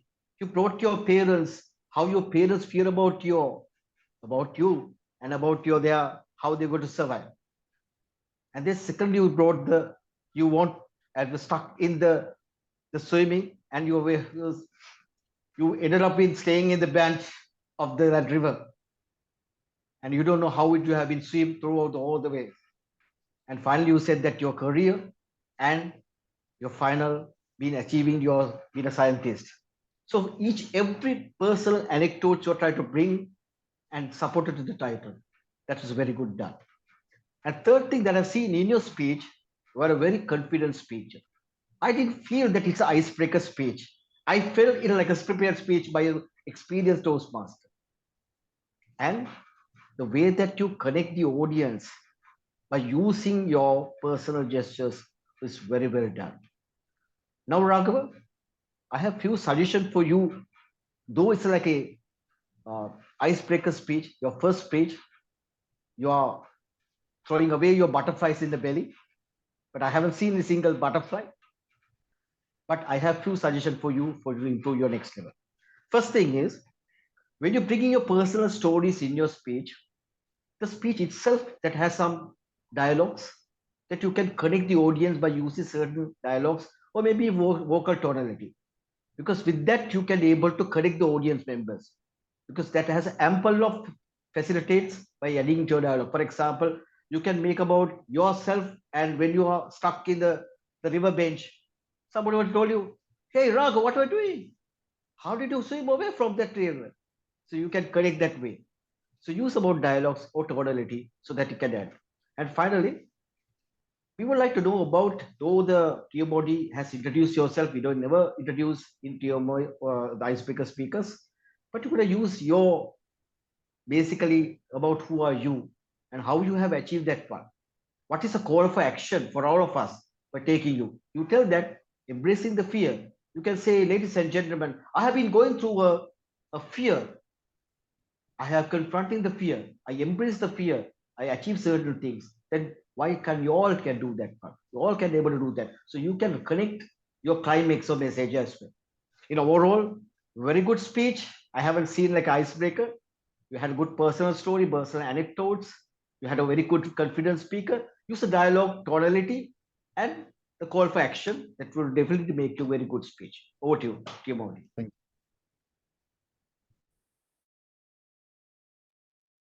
Thank you, the Toastmaster Lasantha, for that evaluation. So, for the next speech evaluation, we have May I request Evaluator Khushbu Modi to please confirm whether you are in the meeting? Yes, hi, I'm here. All right. So, TM Khushbu Modi will be evaluating TM Smruti's speech. Over to you. Thank you. Toastmaster Smruti, congratulations on your icebreaker speech. I would say that was also just like salt. The way salt enhances the taste of the food when it's put in the right amount, it obviously leaves you wanting for more and sets the right tone. So did you with your speech at this club. Now, what I loved the most about your speech, one, there was a central idea, a central message, just like salt. That was in your title, you said it in the introduction, and the conclusion, and even in your speech. That means you tied everything back to the central idea. It was easy for me to follow your speech and understand the message. Great job. Number two, I like how this was a well-rounded speech. You spoke about the events were arranged in a chronological order. You started from your childhood, spoke about your father, and then went on talking about your professional journey. So you met the project objective of introducing yourself to the club, and you absolutely did that brilliantly. Great job. Third, you also had a clear, concise call to action for me. Two beautiful takeaways from your speech. Something for me to hold on to. I will definitely be mindful and halt and probably tell someone that I love, and also balance things in life. Something I've learned from you. Great job. Now, again, as I said, something I've learned from you, to put it to practice, I need balance, right? So let me come up with recommendations for you. I have two. Number one is, you can have character dialogues. You had your father and yourself, and there was a conversation going on. Maybe bring in a little voice modulation, have a peculiar voice for your father, and then talk in your natural tone. That will help me not only hear and understand your story, but also see your story, bringing in vibrantness and vividness to it. And number two, ask questions that will make me an active listener. Give me the taste of your speech. Maybe you can say, what is your favorite food item? Because you built a lot of context around food. Ask us, do you like vada pav? Do you like samosa? Imagine having it without salt. What does it feel? And then maybe deliver your message. That will create a full circle and give me a sense of completion. All in all, I felt you were absolutely brilliant in coming up with your entire story, life story, which was well-rounded. Loved the way you had a call to action. The opening was also brilliant. If you work a little on the two things that I mentioned, which is, of course, asking questions and having a character dialogue, I'm sure you will do wonderfully well, motivate people, and change their lives and make them think that how important salt is. Thank you. Over to you.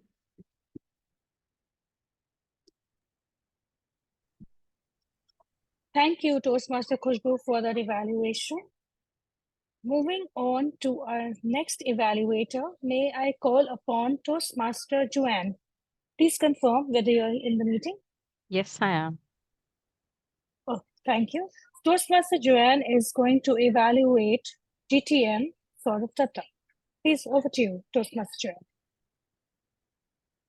This is not done, Sourav. This is not done.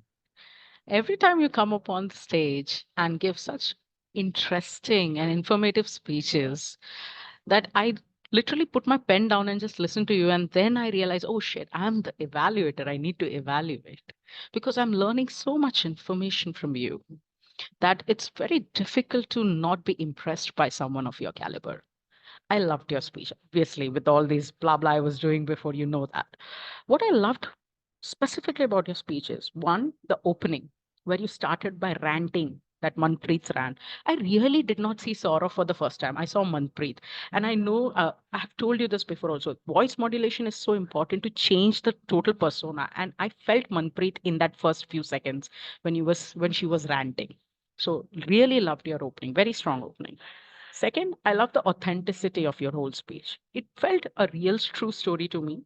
Your struggles, the dilemma of the businessman, the dilemma of the employee, it all came through. And I felt like I was listening to a friend chirping around about her problems at her end. So that authenticity is what I loved. And the three strategies that you spoke about, brilliant. I didn't know about them. So I'm going back home today with a lot of helpful information about conflict resolution. Now, what you could have done to take the speech better. So I love the content, I love the delivery, but there are some points that I hope we can work on so that we can take it to the next level. Number one, exclusions. I think this is something that we don't think about when we are writing a speech, scripting. What is exclusion? As a speaker, we also need to think about what to include in our speech and what to exclude. You have so much content to include that you forget that there are so many unnecessary things that you can easily exclude. I always exclude 5 things from my speech. Number one, audience knows. What audience knows, don't say that. For example, you gave us a background of you have a friend who's a policeman and the policeman said that the police use not necessary. Audience knows. Directly, you could have gone and said, if you have ever seen a press release with a commissioner, you know how they speak. Done. You're saving time there. What audience does not need to know? Exclude that. You spoke about the Gurgaon office, Poland office, and all those background information. Not necessary. We just need to know what the conflict is, what the emotional response is, and how you solved it. Then immaterial things. You spoke about near shore facilities, and you even said blah blah blah. So these 3 points I felt were simply you could easily exclude them. So the one thing I think for today is exclusions is something you have to work on because the content was really beautiful. If you could have excluded the unnecessary and immaterial content and just focused on the 3 conflict resolution aspects and give a summary, which you forgot. And because time was not there, you couldn't give the summary and a proper conclusion, then the speech would have been next level. Overall, I loved it. Authenticity, opening, and the 3 solutions. I really loved it. I'm taking it back home, working on it. Just think about excluding materials unnecessary, and you will take the speech to the next level. Thank you, and back to you, TMOD.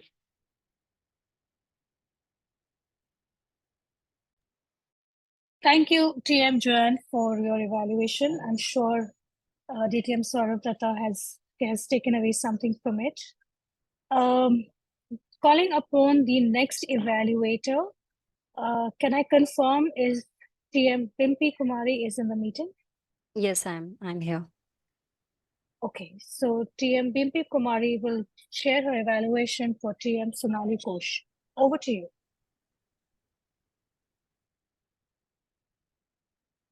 Yeah, first of all, congratulations, Toastmaster Sonali Ghosh, for completing your project. That was writing a speech with purpose. You met the objective. Congratulations on that part. Your speech was informational, and I was like too attentive throughout your speech. That was good. Kudos to that. And speech was well structured, and you have opening and a body which has some story, and beautifully crafted the conclusion by personating the character of a Spider-Man along with your speech. That was really good. And it was engaging to the audience, no doubt. You were confident. You have used the prop of the Spider-Man, which was really good, and also drawing the attention of the audience. That was good. Also, I love the fact that you have used the statistics You have not randomly told like how many, like we have lot of imposter syndrome people in our world and what is the percentage. Those things, those facts and statistics you have given and included in your speech. That was really good and informational. Since I have n number of good part of your speech, I have few recommendation for you. I have basically two recommendation for you. Since your background was blurred, so sometimes your hand gestures, for me also it is getting invisible. It was not displayed since I have some background. When you're giving your speech, if you're removing your background and giving your speech, your hand gesture will be like visible clearly to the audience. That is one recommendation. And I observed when you are delivering your speech, your eye contact was not strongly connected with the audience at some part of your speech. It happens actually, but you could improve on those area. So overall, I can see your speech content and the purpose and the topic you have chosen was really relatable to most of us. That is imposter syndrome, and the solution you have given. Solution you have given as part of your own personal solution you have given, like meditation and doing journalism, was very relatable and lesson learned for us.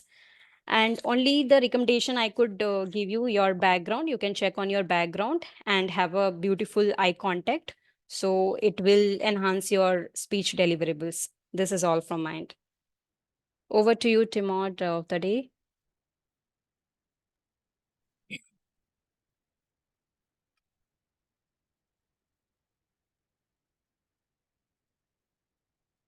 Sorry. Thank you so much, Toastmaster Bimpy, for providing your feedback. So for the next feedback, which is to be conducted by TM Toastmaster Himanshu for Toastmaster Sudhakar. Toastmaster Himanshu is facing a technical challenge and he has shared his evaluation through a voice note, which I'm going to share with you. Just allow me a second I'm just going to open that.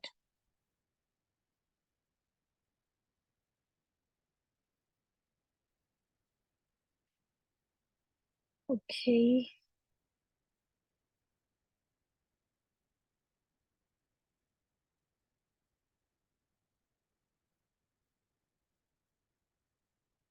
All right. Let me know if you're able to hear this.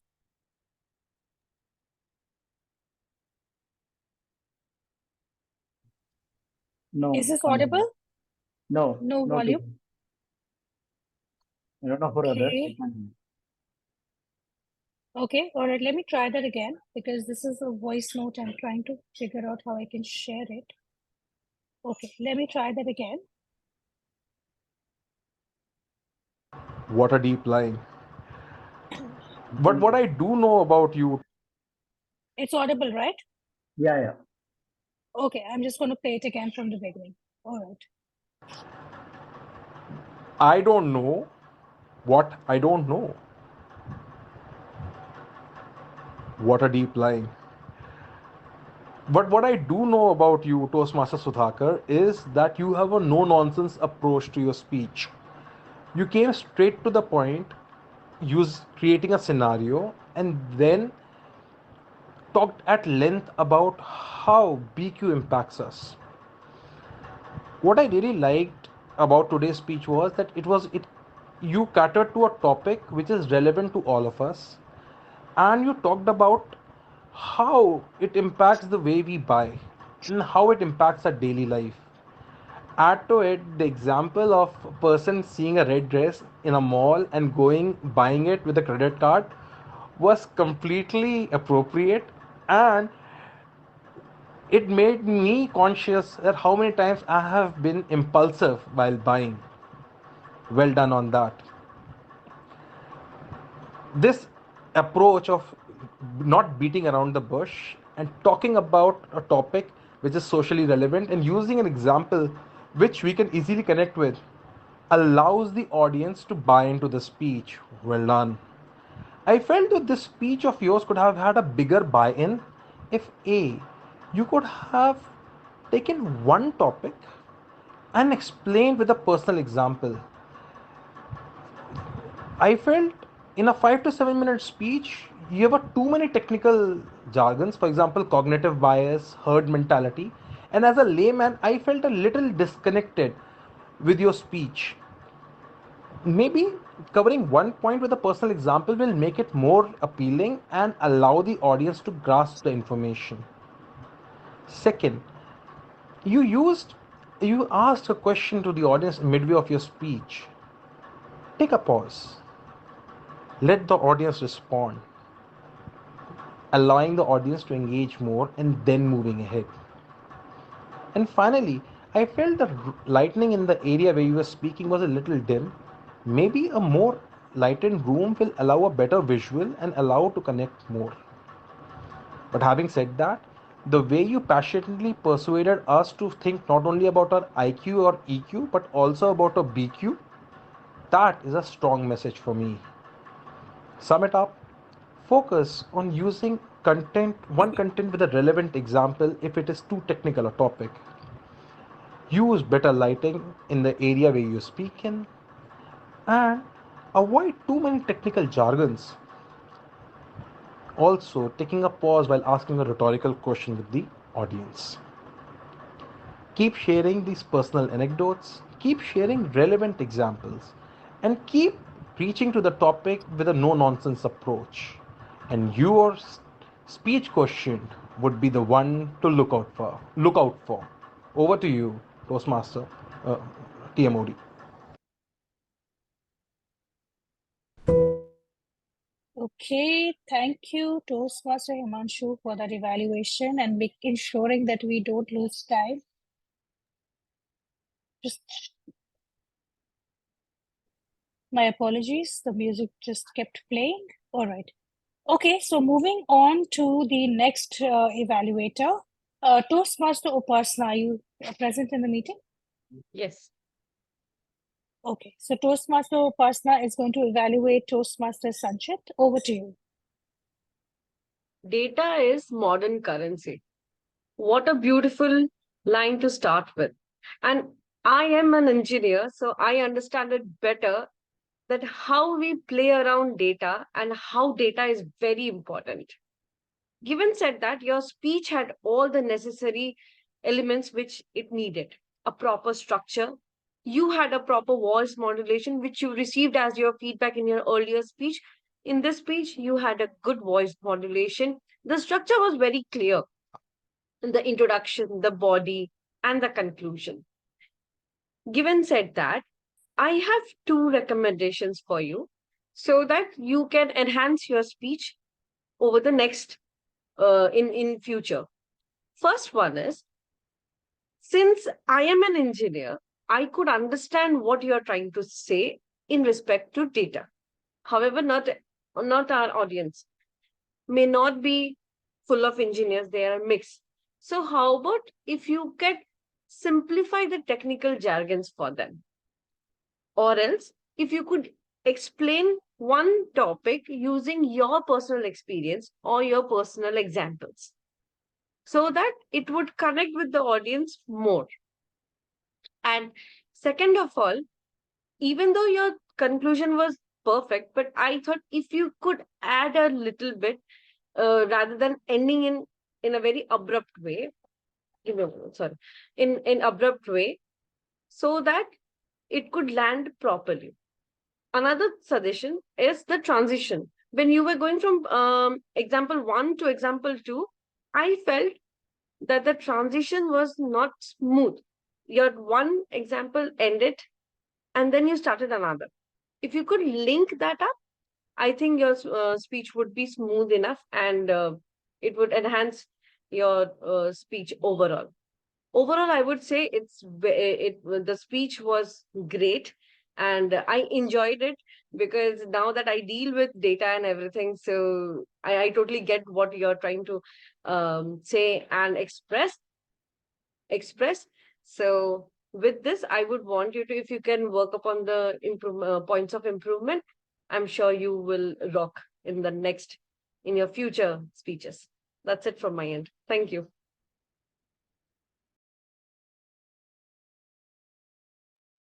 Thank you, Toastmaster Upasana, for your evaluation. This brings us to the end of the prepared speech evaluations. Now we will move on to the table topics evaluation, for which I call upon Toastmaster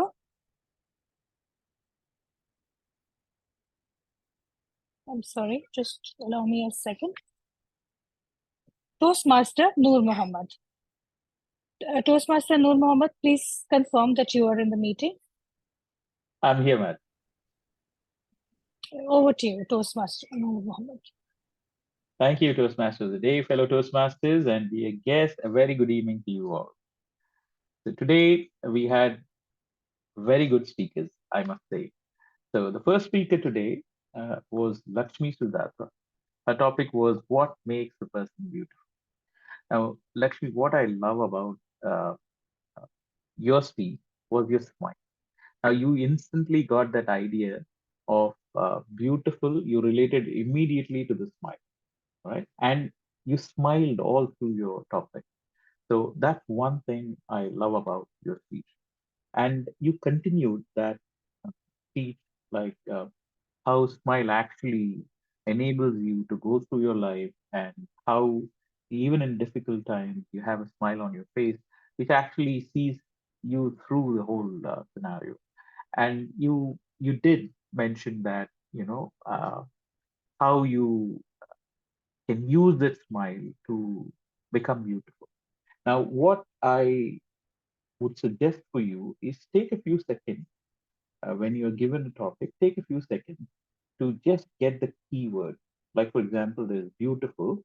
You got the smile, but you need to connect the smile with beautiful. What makes smile actually beautiful? How do you become beautiful by smiling? Right? Although you followed up that smile through a thing that you wake up in the morning, you get the smile, but I couldn't see the connection of how did that smile make you actually beautiful. So it's difficult within that short span of time because once you get the flow of it, you flow with the topic, right? So I would suggest that you take a couple of topics and then you keep practicing it, in front of the mirror or in front of your fan. That would do a lot of help. And the second speaker was Ritu, and her topic was when was the last time you felt like? Now, Ritu, what I liked about your speech was that you built the topic with time. The keyword was last time, right? When you felt lucky, but you I think you reflected a little bit, into the past, and you got that training certification. That feeling of achievement is what makes you feel lucky, and you substantiated that, and that I love that. And you also talked about the second thing which makes you feel lucky is when you hold your baby in your arms, and that makes you feel lucky. Now, the whole idea is when you talk about a topic, you got to summarize, just summarize at the end that, you know, holding my baby in my hand makes me feel lucky because I didn't expect to be so happy, right?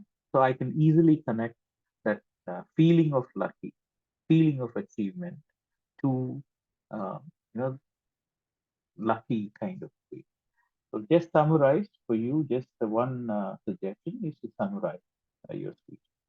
Now, Saurav Datta, absolutely love your speech. Every bend on the road in the road is not the end of the road. So Saurav, I love how you started it. For Suman, it was the end of, and it was a scene. You immediately transported us to that scene where Suman is there and her husband came back, and you described the scenario. I love the description. When you describe the characters, when you describe a scene, that's awesome. You get us engaged immediately. And the rate of your speech was excellent. And you described the whole thing in such a way that I could relate to that. The feeling of disappointment when the wife is sick, when you have a daughter who needs funds or parents who need I could really feel that connect. So your speech was very connecting. You know, I could relate to that, and you use the idea of contrast, right? When she was so disappointed, dejected, and when you met Suman, she was a very different person, and that brings us to the idea of how to end on a positive, right? And they made an establishment, and it ended on a positive. And I also loved how you summarized at the end, right? It's not the bend. Bend is not the end, kind of. So only one suggestion for you, Saurav, is that uh, I am guilty of the same feeling, you know, because I don't use a lot of vocal variety.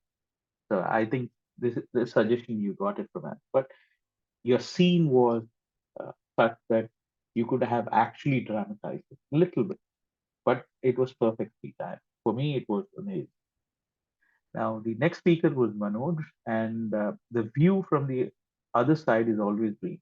Now, Manoj, immediately you got onto the topic, right? And you talked about a scene. It was a scene where you're driving your car, some other car is coming at 40, 50 miles per hour. And I think you immediately connected. And then you told us a story about how that person hit and how the person, it was just one scenario and you explained that scenario very well. Although you completely missed the topic. Right? The topic was the view from the other side is always green. Like for example, I see a timer here. I see, oh wow, he's having a great time, right? He's just sitting and he's just listening to topics, whereas we have to do all the work. But when you're in timer shoes, you know what it takes to be a timer. So the grass might look greener on the other side, but they have their own problems.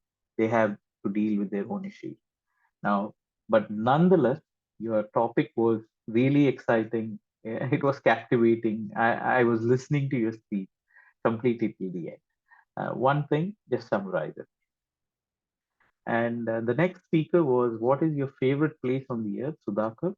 And Sudhakar, I think that you started off with that the contract. If you were to ask me in the past, you know, what is your favorite place? I would have said Goa or some other place. But now, if you ask me, I would say visiting myself. Now, one thing I heard that thing right, visiting myself, but I couldn't get the idea at the beginning. Then you started getting into the body, explain the thing. It's only later it made sense that you're reflecting on your past, you're introspecting. So because it's since it's a table topic, it's not something that you know has you have a lot of time to think about. But I think that if you could, when you're presenting your idea, if you can think about the idea a little bit, all right, and take time, take a pause if you want to think about something. There's no harm. You don't need to continue the conversation. All right. You don't need to immediately say things. Be slow. All right. And then tell that I was reflecting on my past. And the introspection is the favorite place on earth because this is something out of the ordinary, right? Everybody says favorite means something positive emotion is associated to it, whereas you are looking at all the things which you have done, and then there are not so many positive things uh, for that, right? So I would suggest that if you could just, whenever you're saying something different, be very clear about it, right? The next speaker was the best decision you have ever made, Lasantha. Lasantha, I really loved the way you started. You started with a rhetorical question. How many of you, we all have made decisions, right? So instant connect with the audience.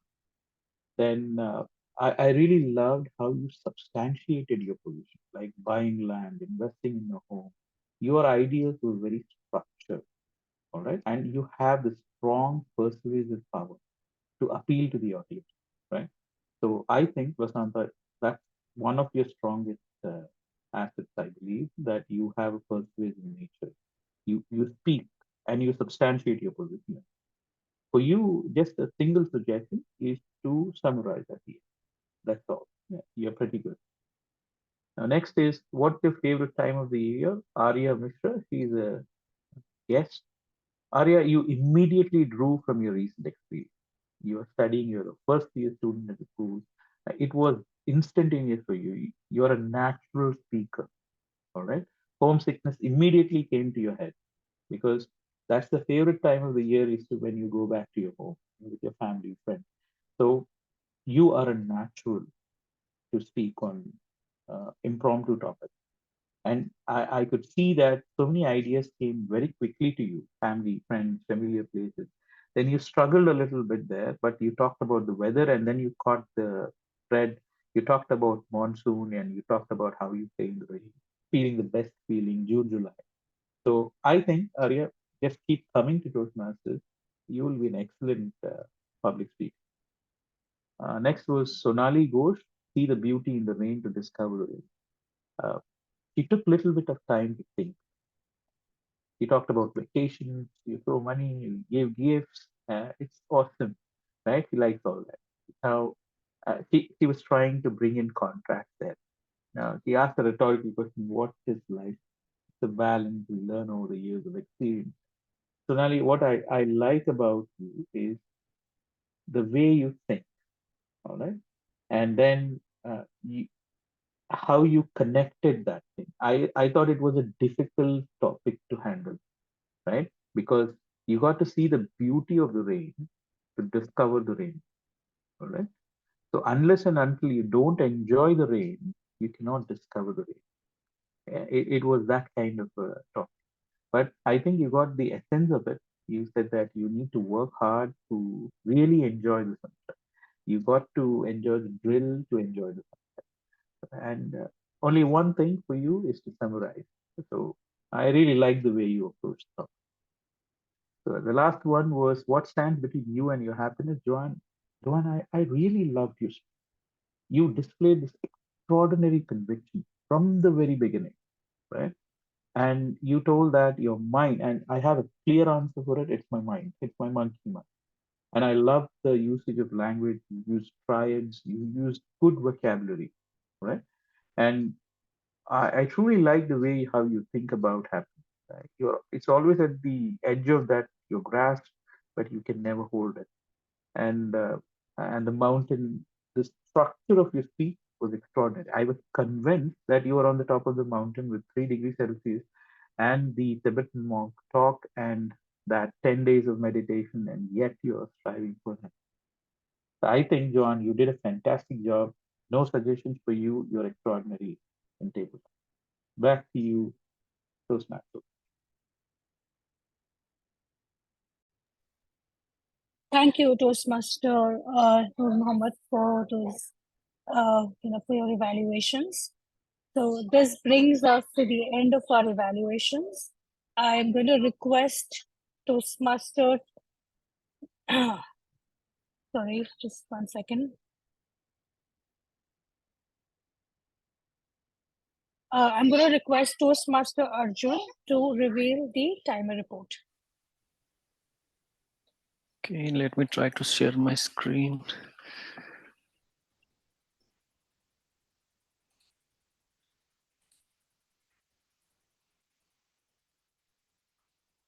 Are you able to see my screen? Yes, it's visible. So all the prepared speech, everyone has qualified. Table topics qualified for table topics evaluation. The time is 12 minutes 4 seconds. Okay. That's all I have. Okay.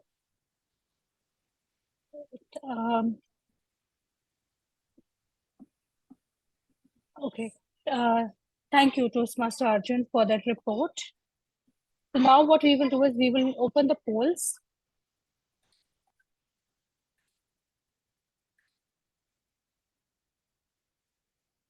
Okay. Toastmaster Maanvi, can you please open the polls?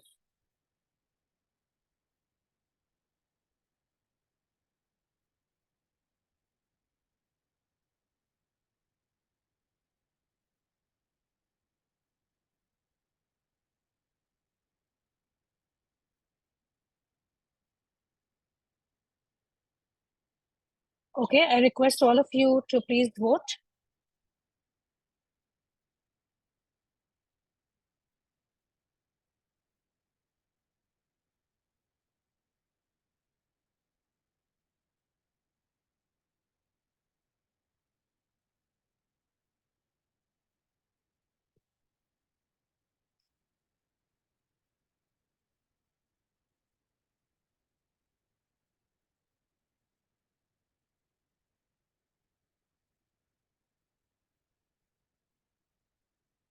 Okay, all right.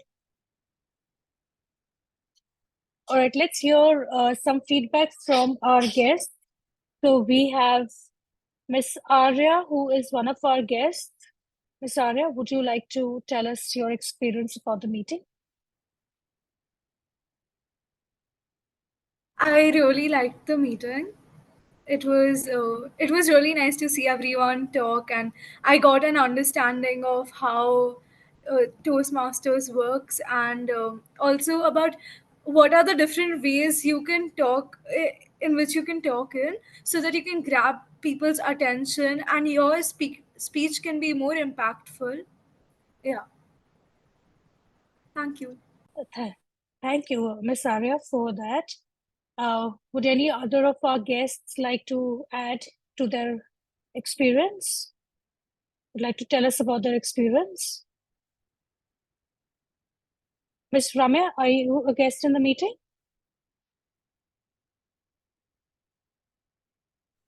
Hi, good evening. So I'm a visiting Toastmaster. I saw a post on World Toastmasters group that distinguished Toastmaster Sourav posted, and I saw a message along with the post which said that it is there's a lot to take away from this meeting, kind of a meeting, and this meeting kept up to that, and really glad that I attended and had a great time listening to all the speeches and evaluations. A lot of takeaway. Thank you.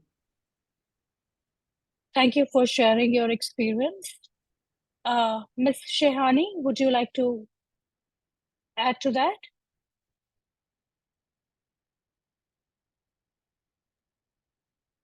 Hi, Toastmaster Shaifali. This is the first time I also joined the meeting. Like saw it in the WhatsApp group, and I was glad since I wanted to join some meeting to learn something, and it's better. When it comes to the experience, like all the speeches were great, and the table topics were really interesting, ranging from difficult to easy. And I also learned, and evaluations were really good, and I learned a few new points for myself to tell to speakers in my own club. So I am really glad, and the content of all the speeches were different and varied. So I am really happy that it was well spent joining in this meeting. Thank you so much. Thank you for sharing that with us. Okay, do we have the poll results? I'm sending you on chat. Okay, in the meanwhile, Ms. Ritu, are you also a visitor today? Ritu is a member. Oh, okay, it doesn't. My apologies for that. Okay, have I left out anyone?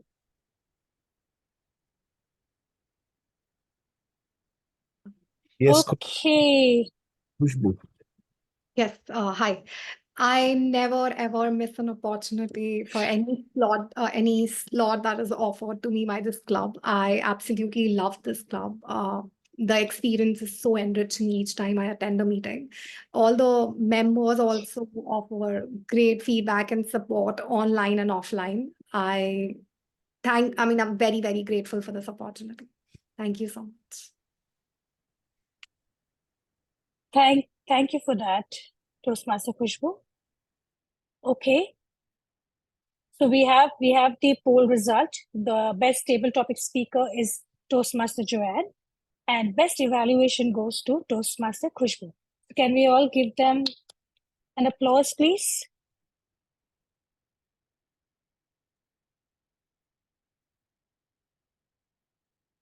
Okay. So with that, we come to the end of the meeting. And do I need to pass it back to Toastmaster Maanvi, or we can end it here? You can adjourn the meeting. All right. So I adjourn the meeting today. Thank you everyone for being here, and have a good evening. Thank you. Bye-bye. Thank you so Thanks, much. everyone. Bye. Bye. For the division.